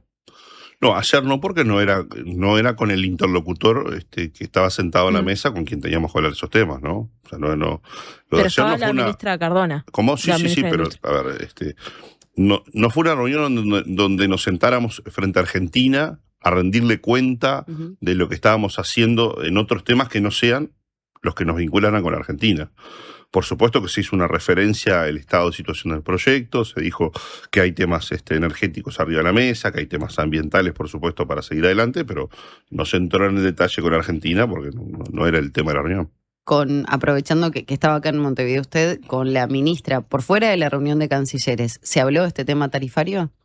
Este tema tarifario lo hablamos con el presidente de la República cuando nos reunimos. ¿Y está afín a escuchar a la empresa? El gobierno, el gobierno está mucho más que afín. El gobierno está direccionado a llegar a ese número, o a un número que sea a un número que para el Uruguay le reporte, obviamente, un número viable y que a la empresa sea un número viable, como toda negociación. Yo creo que están dadas las condiciones para que ya el gobierno tome la decisión en breve. ¿Cómo se fue ahora. Pablo Quirno de la reunión de ayer, el canciller argentino? Un tipo muy ¿Conforme? profesional, sí. Fue un lugar en donde... Usted cumple un rol fundamental en esa negociación. Cosa que yo estaba pensando, yo soy el único que empezó con esto y sigue en esto. Usted era intendente en la Claro, yo era intendente, sigo siendo, así que por lo menos tengo como una memoria institucional de todo lo que ha pasado, ¿no? Y la reunión fue muy buen tono. La anterior también fue muy buen tono. ¿Qué pasó de aquella reunión primera que se dio en noviembre a esta? Es que en esa reunión uno se da cuenta que hay transparencia, que se pone todo arriba de la mesa, de que arrancó bien aquella y esta reunión, pero ¿por qué? Porque Argentina se siente diciendo, nosotros venimos acá, pero reconocemos, o sea, partimos de la base que reconocemos como Argentina, como país, que Uruguay es un país soberano y se puede dar las formas de desarrollo y que se instalen las empresas que quiera Uruguay. O sea, nosotros como Argentina no venimos a cuestionar ni a poner en tela de juicio eso. Solamente queremos tener algunas certezas respecto de, temas vinculados a cómo puede llegar a afectar visualmente el espacio, y fue eso. Y esta segunda reunión fue como que decir, de aquella a esta pasó todo esto. Y pasaron cosas, ¿no? ¿Y por qué no se puede hablar de la localización, de la nueva localización de la planta aún? Porque el día que se diga, va a ser acá o va a ser allá, es cuando esté todo. Claro, pero ya se manejó, por ejemplo, pero la planta de ANCAP en el departamento, era un predio en realidad de ANCAP en el departamento, pero hay no se olvide de algo. Acá hay varios frentes, ¿no? Está el frente argentino, está el frente uruguayo, está el frente del gobierno con la urgencia que ya hoy le hablaría de urgencia, ¿no? De ser muy diligentes como Estado, como gobierno, de tomar una decisión a corto plazo. De hecho, tengo entendido que hoy hay un Consejo de Ministros donde este es uno de los principales temas. Pero está el frente de la empresa también, hay que ser cuidadoso, ¿no? Por aquello que yo les dije más temprano, la empresa es quien está llevando adelante, ya lleva invertido millones de dólares en cosas que no son, salvo la tierra, lo otro no es tangible, son estudios, son proyectos, son ingenierías de detalle, son un montón de cosas, que después esa gente tiene accionistas e inversores. Entonces, hay que ser muy cautos cada vez que se dice va a ser acá o va a ser allá o va a ser en estas condiciones o en otras. ¿Por qué? Porque esos que ponen plata, que no están en Uruguay, están en otros lados, sí están atentos a lo que pasa en Uruguay. Entonces, nosotros como país no le podemos estar diciendo, avanzá ahí, y después te decimos, no, mirá que va a ser acá. Igual hay más de un lugar. No, se está analizando de solo uno. La alternativa es un solo lugar. ¿Qué ventajas? Porque uno de los, que lo decías vos, May, uno de los lugares que se maneja es un predio de ANCAP en Nuevo Paysandú. ¿Qué ventajas tendría? ¿Y qué ventajas logísticas, de desarrollo también tendría esta ubicación? Tiene muchas ventajas. Por eso se tomó. ¿Por qué no había aparecido hasta ahora un lugar alternativo? Porque no es un lugar disponible, no es un lugar que esté en el comercio de los hombres. ¿De qué dimensión estamos hablando? Para tener una referencia también, ¿no? Usted dice, el predio tiene que estar disponible ese terreno. La superficie estamos hablando de unas casi 50 hectáreas, más o menos 40 y pico de hectáreas, ¿no? Primero no estaba disponible, o sea, no era algo que la empresa pudiera decir, quiero comprar esto. No estaba en esa disponibilidad. Segundo, es un predio que ya tiene categorización para uso industrial. Que cualquier otro predio que tú elijas, si no tiene esa categorización, supone volver 2 años atrás y empezar todo un proceso que lleva 2 años para recategorizar el suelo. O sea, este predio ya tiene la habilitación para uso industrial. Tercero, tiene ya la vía de tren, que es el modo logístico que eligió la empresa para sacar su producción. O sea, ya no tenés que llevar la vía de tren a otro lugar que estaba más lejos. Tiene conectividad con ruta nacional, tiene acceso a energía, o sea, está mucho más emplazado. Cuarto, y no sé si primero, tener como referencia que el kilómetro cero para este proyecto es la fuente de CO2 biogénico. ¿Qué es eso? Es lo que tira la chimenea de Alur, la planta de etanol de Paysandú. Y este predio está muchísimo más cerca que el otro que estaba originalmente dispuesto a esto. Quinto, resolveríamos por baranda un tema con Argentina. Entonces, cuando sumas todo eso, claro, si la empresa, si hay algo que ya tiene conectividad ferroviaria, si ya tenés salida a ruta nacional, si no tenés que construir caminos nuevos, si ya no tenés que hacer aros de conexión con rutas nacionales, si resolvés el tema con Argentina, si ya, o sea, va sumando y evidentemente hay ventajas, ¿no? Ahora también hay ventajas vinculadas al empleo, ¿no? Para el departamento la inversión es histórica a nivel país, son casi 5.400 millones, me imagino que más o menos porque se irán ajustando esos números, pero también, ¿qué repercusiones puede tener para el departamento de Paysandú? ¿Qué beneficios reales?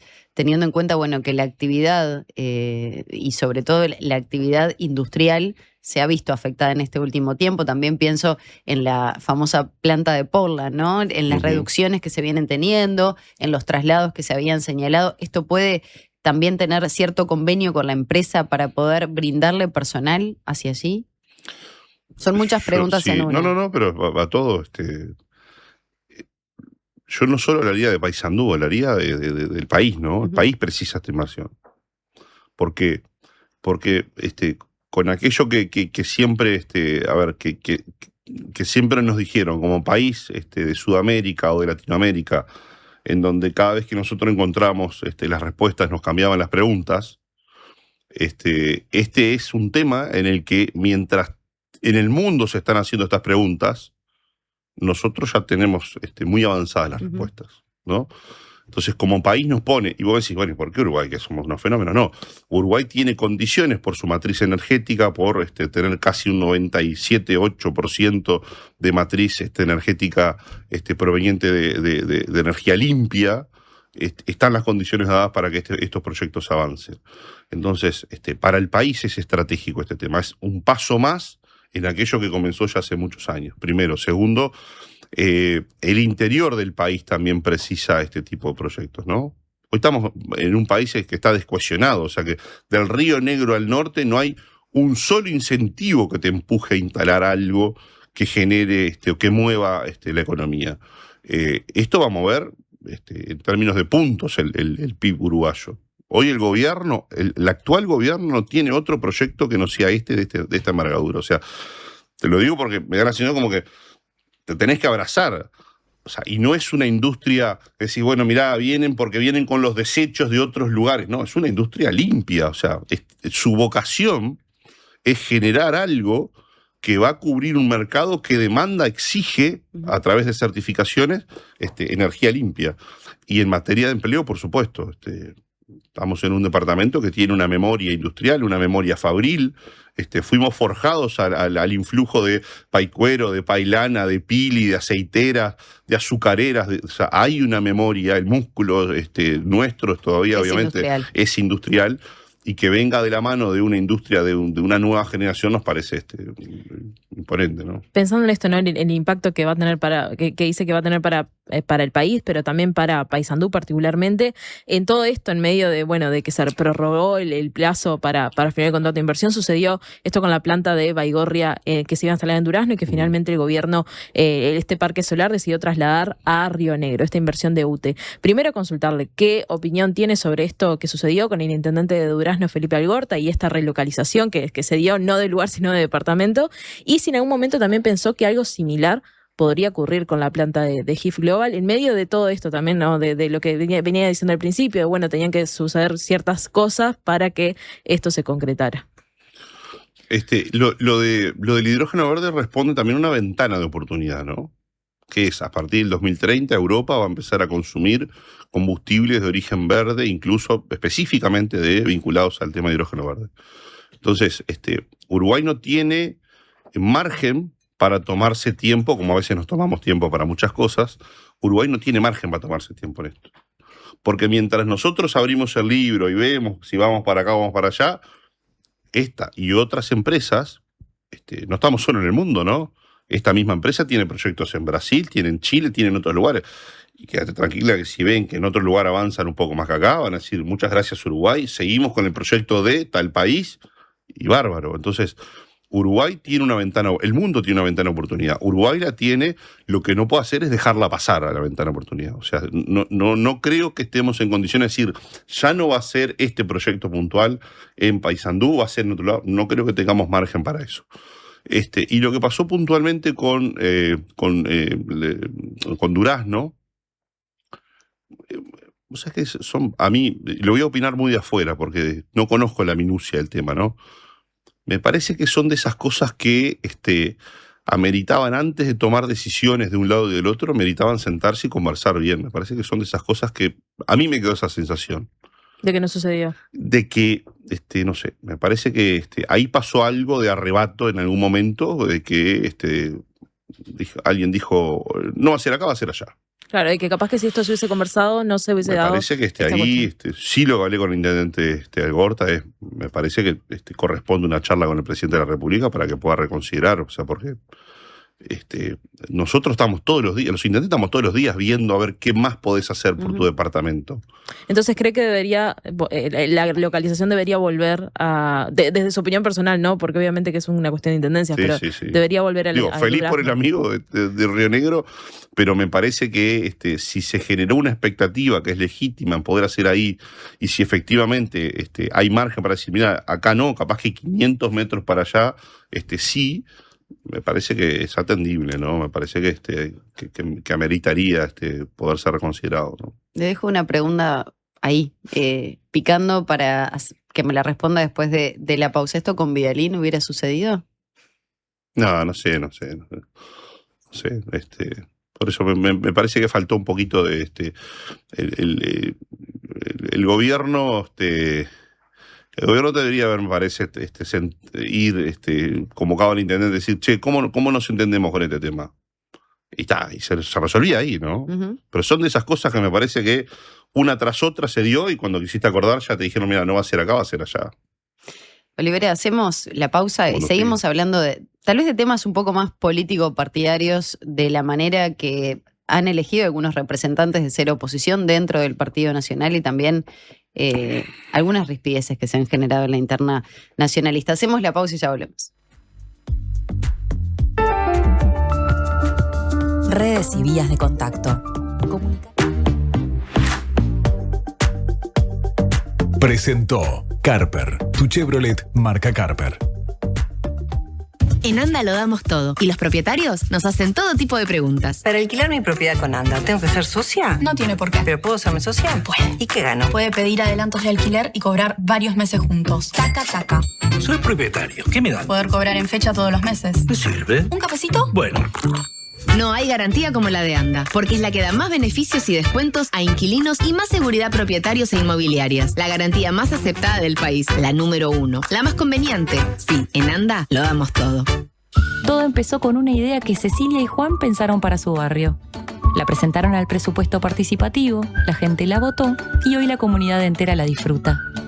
Ahora te toca a vos. Presenta tu propuesta hasta el 18 de mayo en montevideo.gov.uy o en los centros comunales. Con una idea podés cambiar tu barrio y la vida de mucha gente. Presupuesto Participativo 2026. Intendencia de Montevideo. Fundación SECOM te invita a ser parte de Tejidos del Corazón. Trae tus agujas y juntos tejeremos para que los niños que más lo necesitan tengan un invierno más abrigado. Te esperamos el domingo 31 de mayo de 10 a 16 horas en Shopping Tres Cruces, Sala de Espera Goes. Organiza Fundación SECOM con el apoyo de Shopping Tres Cruces. Más voces, menos ruido. La Diaria Radio 97.9.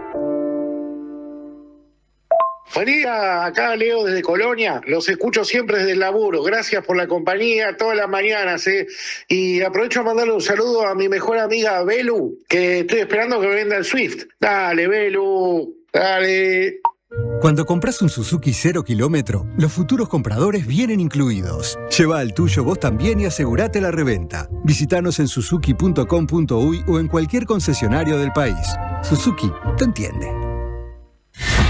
Canarias es una yerba única, como vos, porque la elegís todos los días.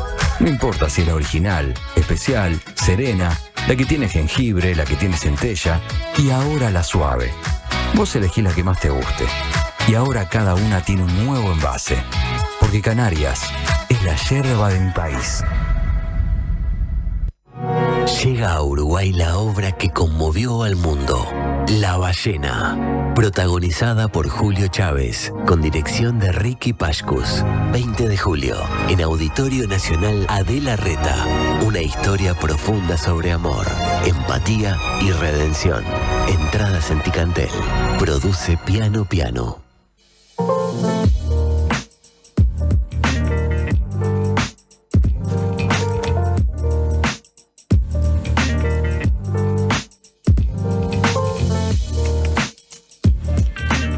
Son las 8 de la mañana con 23 minutos. Seguimos dialogando con el intendente de Paysandú, Nicolás Olivera. Y yo recién, bueno, para introducir un poco el tema vinculado a la interna nacionalista, le decía si Vidalín hubiera estado afín o no. Bueno, él dejó su cargo el año pasado como intendente. De alguna manera él había decidido salir un poco de la política pública, pero aportando desde la militancia y muchas veces con su punto de vista, que me imagino que a la interna, sobre todo ese grupo de intendentes, puede aportar. ¿Qué lo llevó o qué lo motivó a realizar esa reunión con exintendentes de hace ya algún tiempito? ¿Y de qué se habló en concreto en aquella reunión? Primero el afecto, ¿no? Uh-huh. Porque somos compañeros, pero aparte compartimos ruta 5 años. No son cualquiera 5, no son 5 años cualquiera, ¿no? Uh-huh. Fueron 5 años de pandemia, fueron 5 años para muchos del primer paso, para otros gente ya veterana que nosotros aprendimos y chupamos rueda de muchas cosas que ellos, Uh-huh. A mí me pasa que me tocó en algún momento empezar a ver dónde estaba. Y había gente que para mí yo de chico los veía como referentes, tipos que eran grosos y estaban ahí. Entonces, sentarse a conversar, a revivir, y ya no solo revivir, sino pensar un poco también temas que de actualidad, con una vocación, que es la vocación de haber tenido una responsabilidad o tener una responsabilidad que no te da margen para andar a los tiros todos los días, ¿no? Porque en esta función, lo que te tiene atrapado, lo que te tiene, sos rehén de estar todos los días resolviendo situaciones de lugares, de barrios, de zonas, de pueblos, y no te da tiempo para que tu cabeza esté pensando en a ver a quién le vas a pegar ese día. Y ese fue un poco capaz el motivo también de la reunión. O sea, sentarte con gente con la que pensamos bastante parecidos en la forma de hacer las cosas, ¿no? Ahora, esa postura en los tiempos que corren es bastante cuestionable por sus correligionarios, lo digo particularmente. A usted le tocó ser intendente con un presidente de su signo político y ahora siendo oposición. Entonces, también empiezan a surgir reclamos desde su propia interna, como sucedió con la senadora Bianchi y otros tantos que manifestaron que, bueno, que no se le puede decir amén a todo lo que dice el gobierno. Se utiliza otro tipo de tono también para el cuestionamiento. Sí, ¿Pasa un poco eso? Nosotros que no le es difícil. decimos amén a todo lo que dice el gobierno. Uh-huh. Cuestionamos y trancamos muchas veces con el gobierno, pero prestamos atención porque lo damos y porque exigimos que nos lo den al tono. Entonces, tú decís, es bastante cuestionable, capaz que de algunos lados, cómo nosotros encaramos esta función. Y para nosotros es bastante cuestionable cómo encaran otros su función. Porque si los problemas del Uruguay son la gente en situación de calle, la pobreza infantil, la salud mental, la descentralización, el problema de competitividad, que Uruguay tiene un problemón vinculado al tema de competitividad, eso que hablamos, no hay ningún estímulo para que al norte del Río Negro se instale nada. O sea, esos son los enemigos, no son los enemigos los que están sentados circunstancialmente ahí en Plaza Independencia o los que están. No hay margen para eso. O sea, es tan corto el tiempo que nos toca estar, que si lo vas a dedicar a estar solamente tirando piedras, no moves nada, no moves en nada la aguja, no moves nada la aguja. O sea, yo cada vez veo, mirá que es de un lado y del otro, ¿no? Totalmente. A veces veo los titulares y decís, ¿cómo hay gente que está perdiendo el tiempo en esto? Y resulta que hay otros temas que no son noticia, Uh-huh. que pasan muchas veces, no son noticia, pero que tampoco los que tienen que ponerle cariño no le ponen cariño. Y son los temas lo que la gente te está pidiendo que el Uruguay mueva la aguja.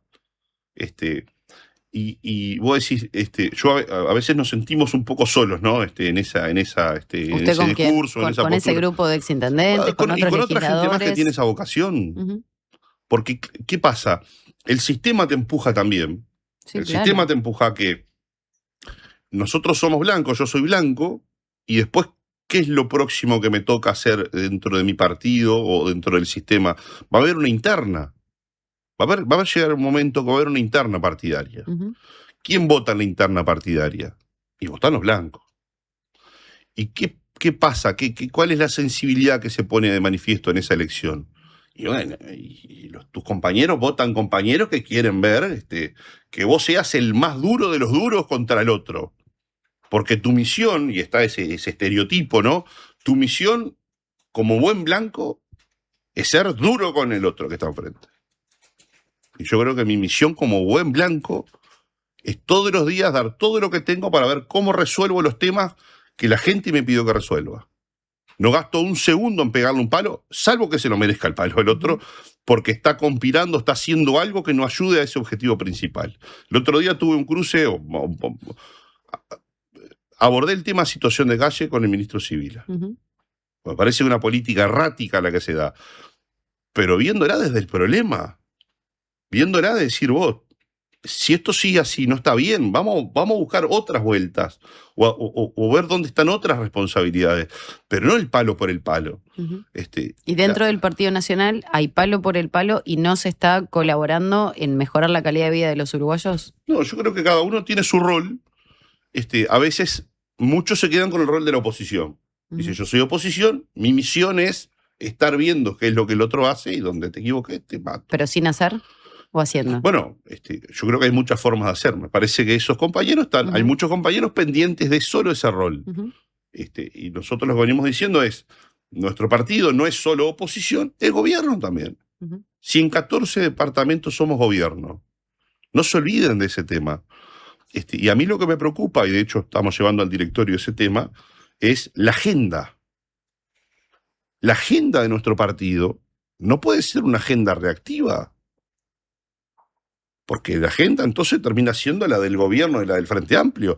Nuestro partido tiene que tener una agenda. ¿No Nosotros está a los teniendo una uruguayos, agenda propia? bueno, yo creo que la tiene, pero la tenemos que sistematizar, la tenemos que decir a los uruguayos, ¿saben qué, uruguayos? Nosotros queremos hacer esto con las personas en situación de calle. Nosotros queremos hacer esto con la pobreza infantil.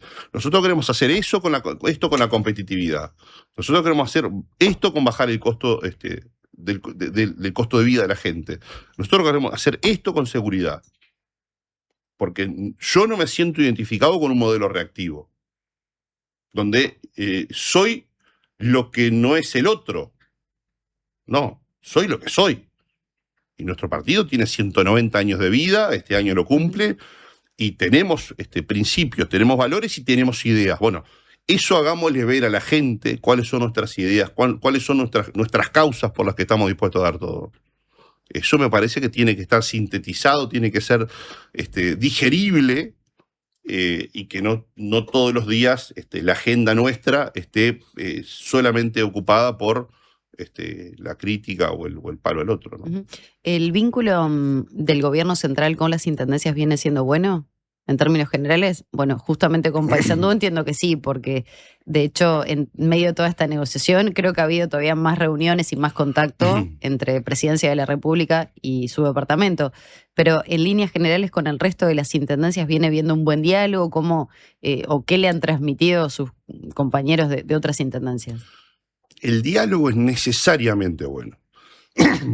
Porque tanto desde el gobierno como de las intendencias entendemos que si querés hacer cosas y si querés ocuparte y preocuparte de los temas que todos los días la gente te demanda que te ocupe, no tenés margen para lo otro. Bueno, pero el periodo pasado fue muy cuestionable las políticas que por lo menos se señalaban de los intendentes de Canelones y de Montevideo respecto a, no sé, cuestiones económicas, partidas económicas que tenían que haber en el gobierno central. Yo al intendente Orsi no lo vi, te diría que lo vi como hoy estamos nosotros con el gobierno. bueno, tuvo un cruce importante ya sobre el final del periodo de gobierno. Bueno, por eso. Pero no arrancó el periodo de gobierno. Así. No, porque aparte convivíamos en el mismo Congreso de Intendentes y no era la tónica. Hicimos los jornales solidarios, nació ahí el tema de los jornales solidarios, la pandemia, o sea, un montón de cosas que se construyó entre 19 departamentos, entre 19 intendentes, que no.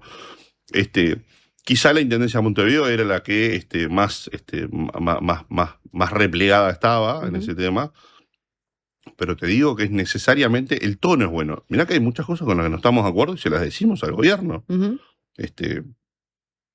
La política de situación de calle es una. Por ejemplo, ya se la transmitió Sibila. ¿Qué otro cuestionamiento surgió desde Paysandú? Bueno, por ejemplo, ahora está en tratamiento del gobierno, del Parlamento, el proyecto de ley que el gobierno remitió por lo que era el Plan Uruguay Impulsa, que es jornales solidarios. Sí. Bueno, nosotros evaluamos que hay cosas a mejorar en la primera edición de este gobierno. Y no sé si este proyecto de ley que mandaron termina mejorándolo. Me parece que ahí se tiene que mejorar el concepto. Y bueno, después hay temas de todos los días, ¿no? Pero no. Estamos más preocupados en ver cómo lo mejoramos que en ver de cómo lo criticamos, ¿no? ¿Ya tiene una perspectiva de dónde lo va a encontrar 2029? No. Reelecto ya no puede ser. Sí, tengo una perspectiva. A ver. No, y no tiene necesariamente una referencia de voy a hacer esto y voy a hacer lo otro, ¿no? Mi perspectiva es ayudando a mi partido para que esa agenda que hoy les dije esté en el mejor momento de nuestro partido para proponérsela a la gente y que la gente pueda creer en esa agenda. Y no solo creer en la agenda, sino también nosotros hacer todo lo que tenemos que hacer para que esa agenda termine calando en la realidad del Uruguay, o sea, moviendo la aguja en las cosas que tenemos que mover la aguja. Que no solo sea algo de campaña, sino que sea algo que el próximo gobierno sea un gobierno que en esa agenda vea también reflejado lo que va a ser su ruta. ¿Qué le genera cuando se ha señalado alguna voz, no digo la mayoría, pero que usted en algún momento podría cruzar hacia el Frente Amplio? Una barbaridad. Es parte del otro. Es parte del otro. O sea, ya cuando no te da criticar al otro, que tenés la necesidad de criticar al que tenés al lado. Entonces, cuando se te acaban las ideas, recurrís a esas cosas. Me parece que es bien identitario, es bien del ADN del que su tiempo no lo ocupa en cosas constructivas, la ocupa en eso. La última, porque sabemos que tiene otros compromisos. ¿La calle Pou es el candidato indiscutido para 2029? Creo que sí. ¿Puede haber alguien que se sume a esa disputa? No sé. ¿Sabe qué? Yo me empezaría a preocupar, más que del candidato, qué gobierno vamos a tener del candidato. Ahí es donde usted me dice, ¿dónde lo encuentra en el 2029? Ahí me encuentro. Viendo qué gobierno, o sea, ya me despreocupa el tema del candidato. Me parece que hay un muy buen candidato, es alguien que está aprobado, es alguien que tiene excelente consideración pública, que conoce, bueno, ya me despreocupa el tema de nuestro candidato. Sí me ocupa cuál va a ser el gobierno de ese candidato. Bien. Olivera, muchísimas gracias por habernos acompañado. Horrible. Era el intendente de Paysandú, Nicolás Olivera. Hacemos la pausa, ya llega Antonio Ladra. Ahora sí, Canaria Suave es la yerba para cuando tenés esas ganas de tomar un buen mate después de todo el día de buenos mates. Ahora sí, prueba Canaria Suave, porque Canarias es la yerba de mi país. En Habitat resolvé todas tus gestiones. En nuestros más de 520 locales de todo el país. Y también desde nuestras aplicaciones. Más información en habitat.com.uy. En El Círculo tenemos los mejores planes para vos y tu familia. Si tenés entre 1 y 20 años, podés afiliarte por tan solo 800 pesos al mes, con más beneficios gratis, el mejor servicio al menor precio y los menores tiempos de espera. Elegí cambiar ahora a la mutualista con el índice de satisfacción más alto y con la red de atención más grande del país, con 5 sanatorios y 50 policlínicos. Afiliate llamando al 1870 o en circulocatólico.com.uy. En El Círculo, estamos con vos. Homeopatía Olivencia, idóneos en elaboración de fórmulas homeopáticas y florales. Lográ el bienestar físico y emocional de forma natural. Olivencia te escucha. Comunicate al 099-471074 o visita nuestra web olivencia.com.uy. Nuestro periodismo hecho radio. 97.9. La Diaria Radio.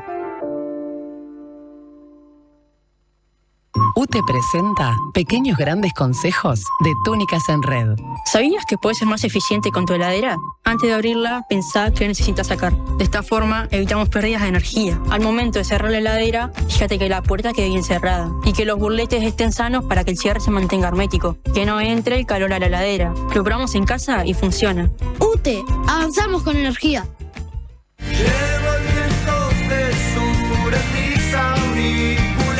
Caro en vivo en la trastienda. Suena la música del bar. Acompañado por su banda e invitados especiales, presentará canciones de su nuevo álbum Milonga de Quirón, junto a los clásicos de su repertorio y versiones inéditas. No voy a caer jamás. Viernes 15 de mayo, 21 horas, en la Trastienda Montevideo. Un show imperdible de una de las voces más personales e imprescindibles de la música uruguaya contemporánea. Entradas disponibles en Passline y en todas las redes de cobranza del país. Invita Bizarro. ¿Sabías que en Uruguay hay más de 500 especies de aves? Podés encontrarlas todas en la Guía de Aves del Uruguay de Gabriel Rocha, un libro que incluye fotografías y códigos QR con videos y cantos de cada especie para conocerlas en profundidad. Pedí Aves del Uruguay en todas las librerías. Ediciones de la Banda Oriental, Territorio de Libros.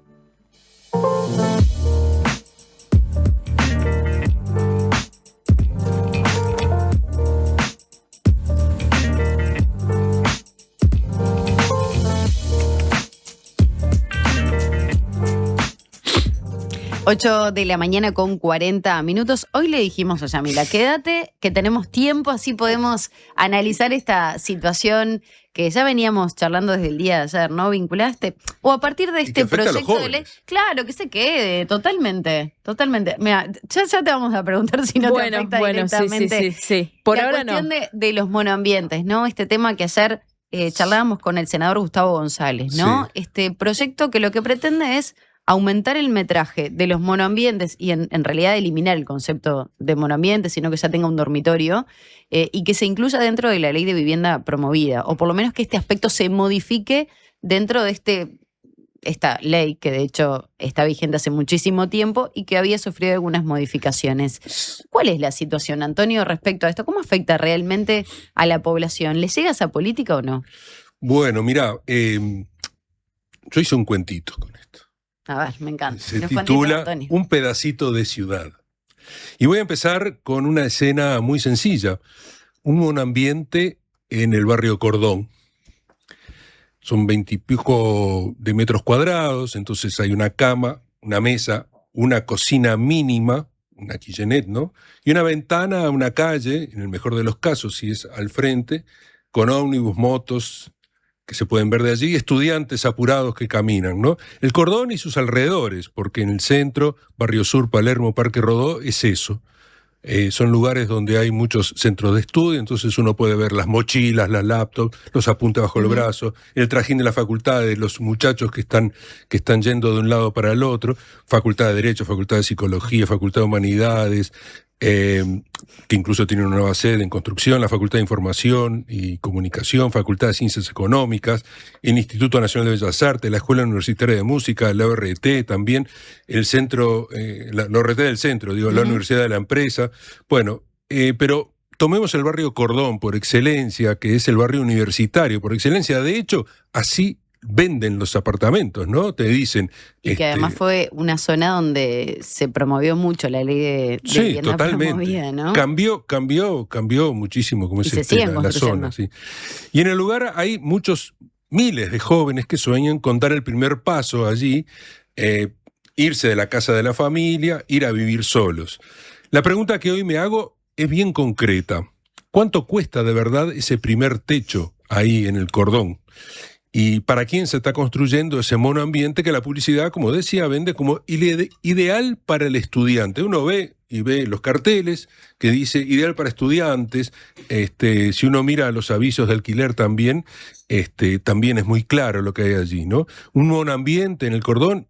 Estoy manejando datos que saqué del Gallito Luis y de Mercado Libre, más o menos, ¿no? Entre 20 y 24 mil pesos de alquiler. Yo sé que me estoy quedando corto. Hay gente que me va a decir, no, mirá, son 30 mil pesos. Bueno, pero tomemos el promedio, 20 a 24 mil pesos de alquiler. Y, Antonio, perdón que te interrumpa, pero que muchas veces esos apartamentos tienen gastos comunes. No, a eso iba. Digo, porque el tema no termina ahí. Hay que sumarle los gastos comunes, que, a ver, 3, 4 mil pesos también como promedio es mucho más, porque hay que sumarle, por ejemplo, si querés, como no tenés lugar para lavar la ropa, tenés que comprar una ficha para poder lavar la ropa y todo eso. Bueno, todo eso. Entonces, el paquete completo para vivir solo en un monoambiente, alquilando en esa zona, te llega a casi 30 mil pesos mensuales, entre 24 y 25 mil pesos a 30 mil pesos promedio. Yo sé que me van a decir, bueno, ¿dónde alquilaste por ese precio? Pero bueno, pero no estoy hablando de lujos, no, de ninguna manera. Estoy hablando de un ambiente, un baño, una kitchenette, y con suerte algunos tienen un balconcito que viste que es mínimo, ¿no? Uh-huh. Es una ventana corrediza y es una cosa mínima. Para alguien que recién está armando su vida, ese monto casi es como la sentencia, porque, a ver, o tenés un buen sueldo, o te ayuda a tu familia, o compartís.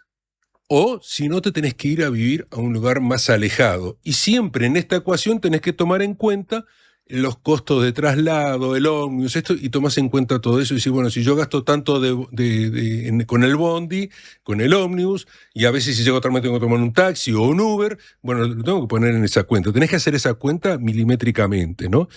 Entonces, ¿cuáles son los ingresos reales de alguien que ingresa al mercado de trabajo, un joven recién recibido que ingresa al mercado de trabajo? 30, 35, 40 mil pesos en el mejor de los casos. Pero digamos, 50 mil pesos líquidos, siendo generoso, ¿no? Pero bueno, mucha gente está por debajo de eso, sin duda. Entonces, si ganás 35 mil pesos, pagás 24 mil, más 3 o 4 mil pesos de gastos comunes, el techo se lleva prácticamente todo. O sea, todo lo que vos ganaste se te fue con el techo. Entonces, no te queda margen para la comida, para el transporte, para el estudio, para la ropa, para ir a tomarte una cerveza, digamos. No estamos hablando de cosas que son lujos excesivos, ¿no? Incluso con un sueldo que muchos considerarían razonable para empezar, de 50 mil pesos líquido para arriba, entregar 25 mil pesos de alquiler o 30 mil entre el alquiler y gastos comunes significa que más de la mitad del ingreso se te va a ir en ese monoambiente. Vivir solo en el Cordón no es emanciparte, es un deporte, yo les pongo acá un deporte de alto rendimiento económico, ¿no? Porque tenés que tomar en cuenta todo, ¿no? Y esperar la encomienda de todas las semanas. Los estudiantes del interior que llegaron a Montevideo saben de qué hablo, ¿no? Esa encomienda es la salvación para toda la semana, ¿no? La pascualina.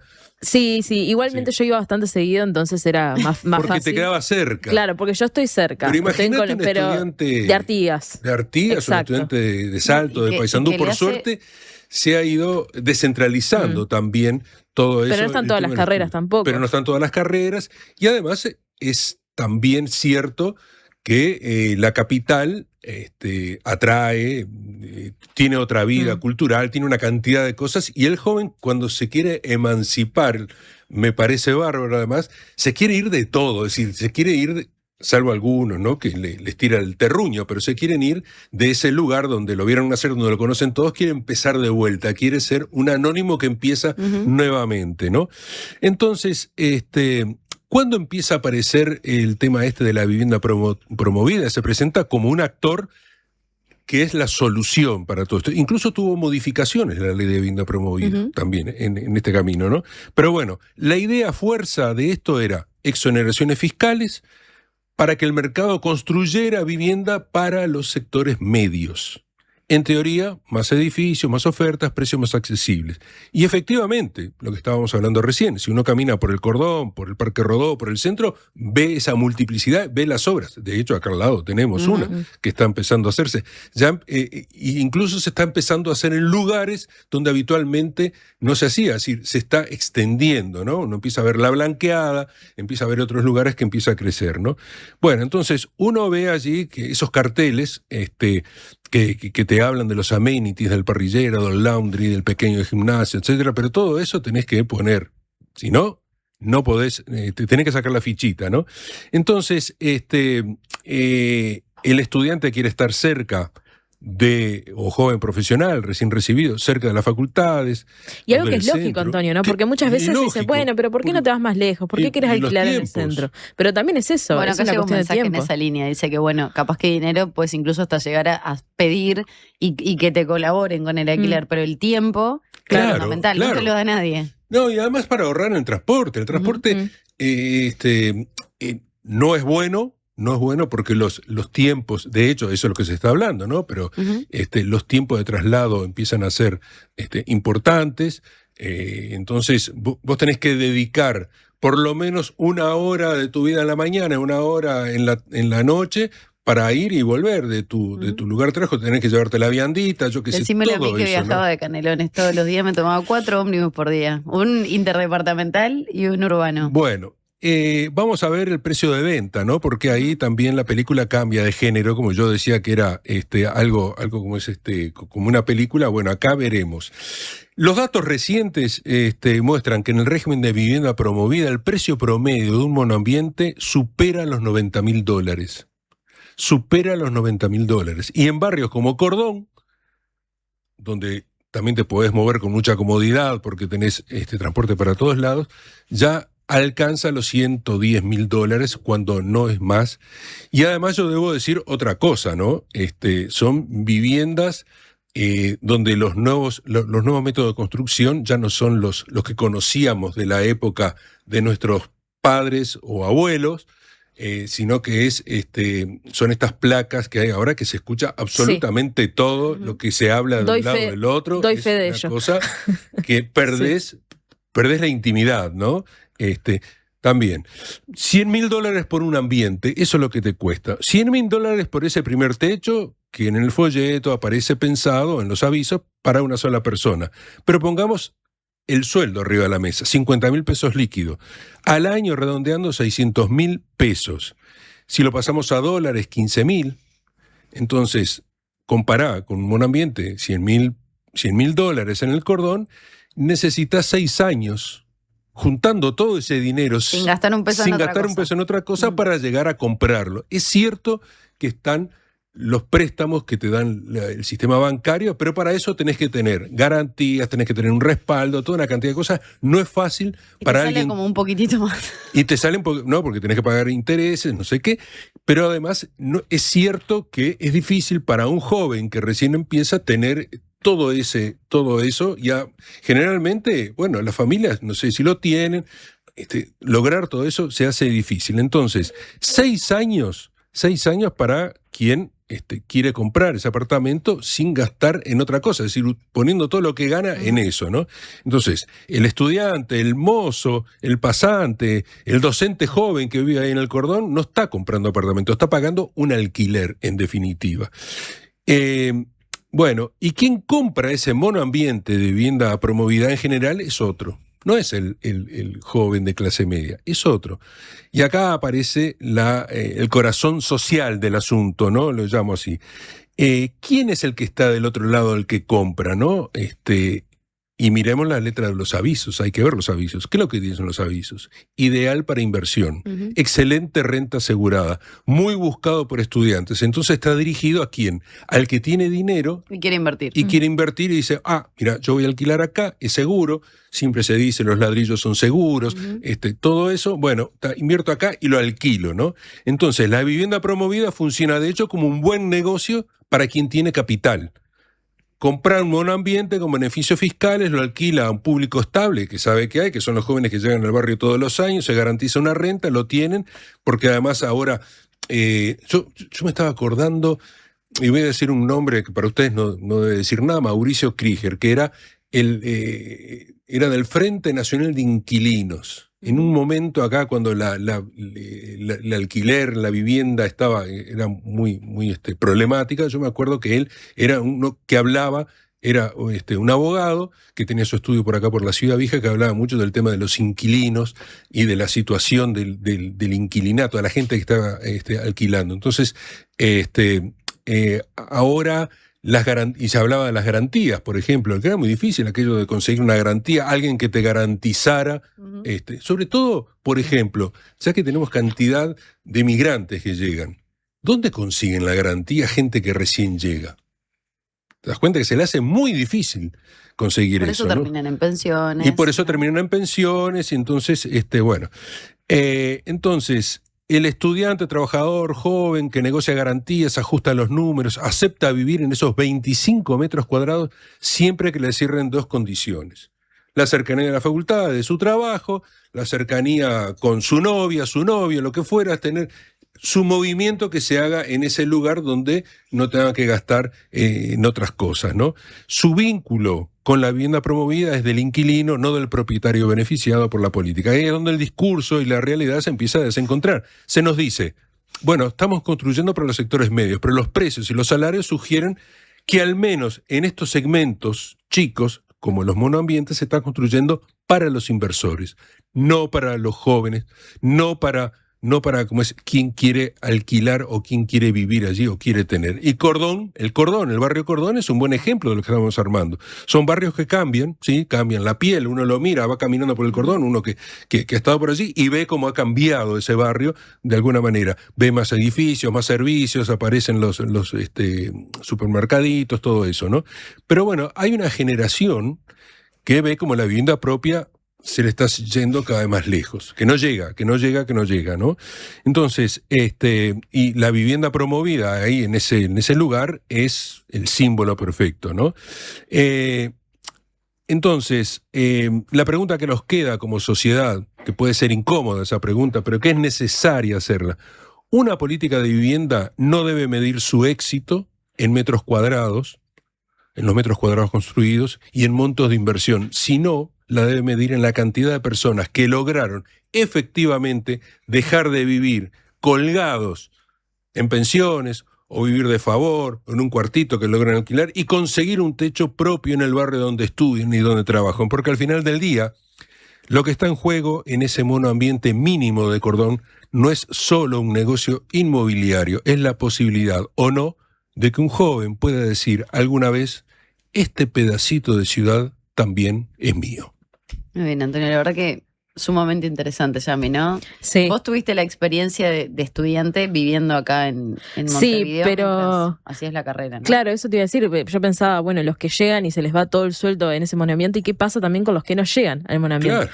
O sea, en mi caso, y perdón por la autorreferencialidad, pero yo llegué a una residencia universitaria y, bueno, pasé por muchos lugares en realidad. Entonces, mi caso es el caso de muchos, ¿no? Y como, bueno, ¿qué pasa también con ese sueldo que no da? Y cuando lográs una suficiencia económica, tampoco estás pensando en obtener una casa propia, estás pensando quizá en otras cosas que no pudiste hacer esos años. No sé, irte de viaje, comprarte esto o lo que sea, capaz que no estás pensando. Deben ser pocos los jóvenes que, no sé, a los 25, 26 años piensan en tener una casa propia, ¿no? Sí, sí. No, y que tengas capacidad de ahorro. O que tengas capacidad de ahorro, porque ves que está lejos y no. Claro, que te dé para alquilar y al mismo tiempo ir sumando unos pesitos a una cuenta de ahorro, a no ser que, bueno, te llegue un dinero de una herencia. Saques el 5 de oro, alguna cosa así, ¿no? A veces uno suma, no sé, montos de regalos de cumpleaños y dice, bueno, esto lo destino a un ahorro propio. Pero es muy difícil la capacidad de ahorro en este país. No, muy difícil. ¿Y por dónde hacerlo, no? Claro, no, y también ¿Qué herramientas hay? Otra cosa. ¿Qué productos? ¿Por qué condicionamos a los jóvenes del interior que tienen que venirse a vivir acá? Porque muchas veces las familias pueden pagarse ese alquiler, a ir a trabajar cuando están estudiando, ¿no? También estás limitando tiempo de calidad de estudio a un chiquilín que llega desde el interior Porque tiene que sí o sí tener un dinero todos los meses. Claro, un sueldo, porque un salario. quiere tener esos pesitos para Pero, ¿cómo es pero ni siquiera, para Antonio, su vida. por eso. Porque necesita la plata para alquilar. No, si fuera para vivir, digamos, para poder Sí. salir, tomarse una cerveza, parece que fuera como un lujo, ¿no? Sí, Pero bueno. yo agradezco, Antonio, que pongas este tema sobre la mesa porque siento que no se habla lo suficiente entre esta incongruencia que hay entre los salarios mínimos y los alquileres. Que al final termina siendo más bajo el salario mínimo que el precio del Que alquiler. el precio del alquiler, sí. Bueno, Sin estamos duda. cerrando programación. Obviamente, cuando hablamos de vivienda llegan muchísimos mensajes, Sí, ¿no? es un problema mundial, ¿no? Yo estaba en Madrid, el año pasado, el año pasado fue, o el otro año, ahora ya me confundo, sí, pero y hubo una manifestación de gente que alquilaba.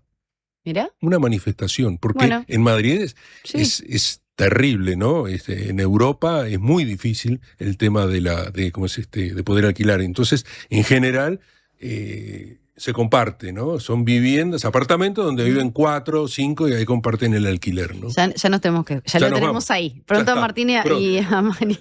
Pero dice, la publicidad es clarísima, ya no se venden viviendas, hogares, lugares para vivir, se venden oportunidades de inversión, ni siquiera se los nombra apartamentos, se les llama unidades. Unidades. Eso Sí, es una sí. reflexión muy interesante. está bien. Otro que habla, por ejemplo, de que esto también es una cuestión a tener en cuenta, la explosión en Cordón, por ejemplo, ¿no? Y señalaba el periodo pasado en particular. Después, ¿quién se va a vivir ahí? Porque dice, hay montones de edificios que se construyeron desde cero y están vacíos. Sí.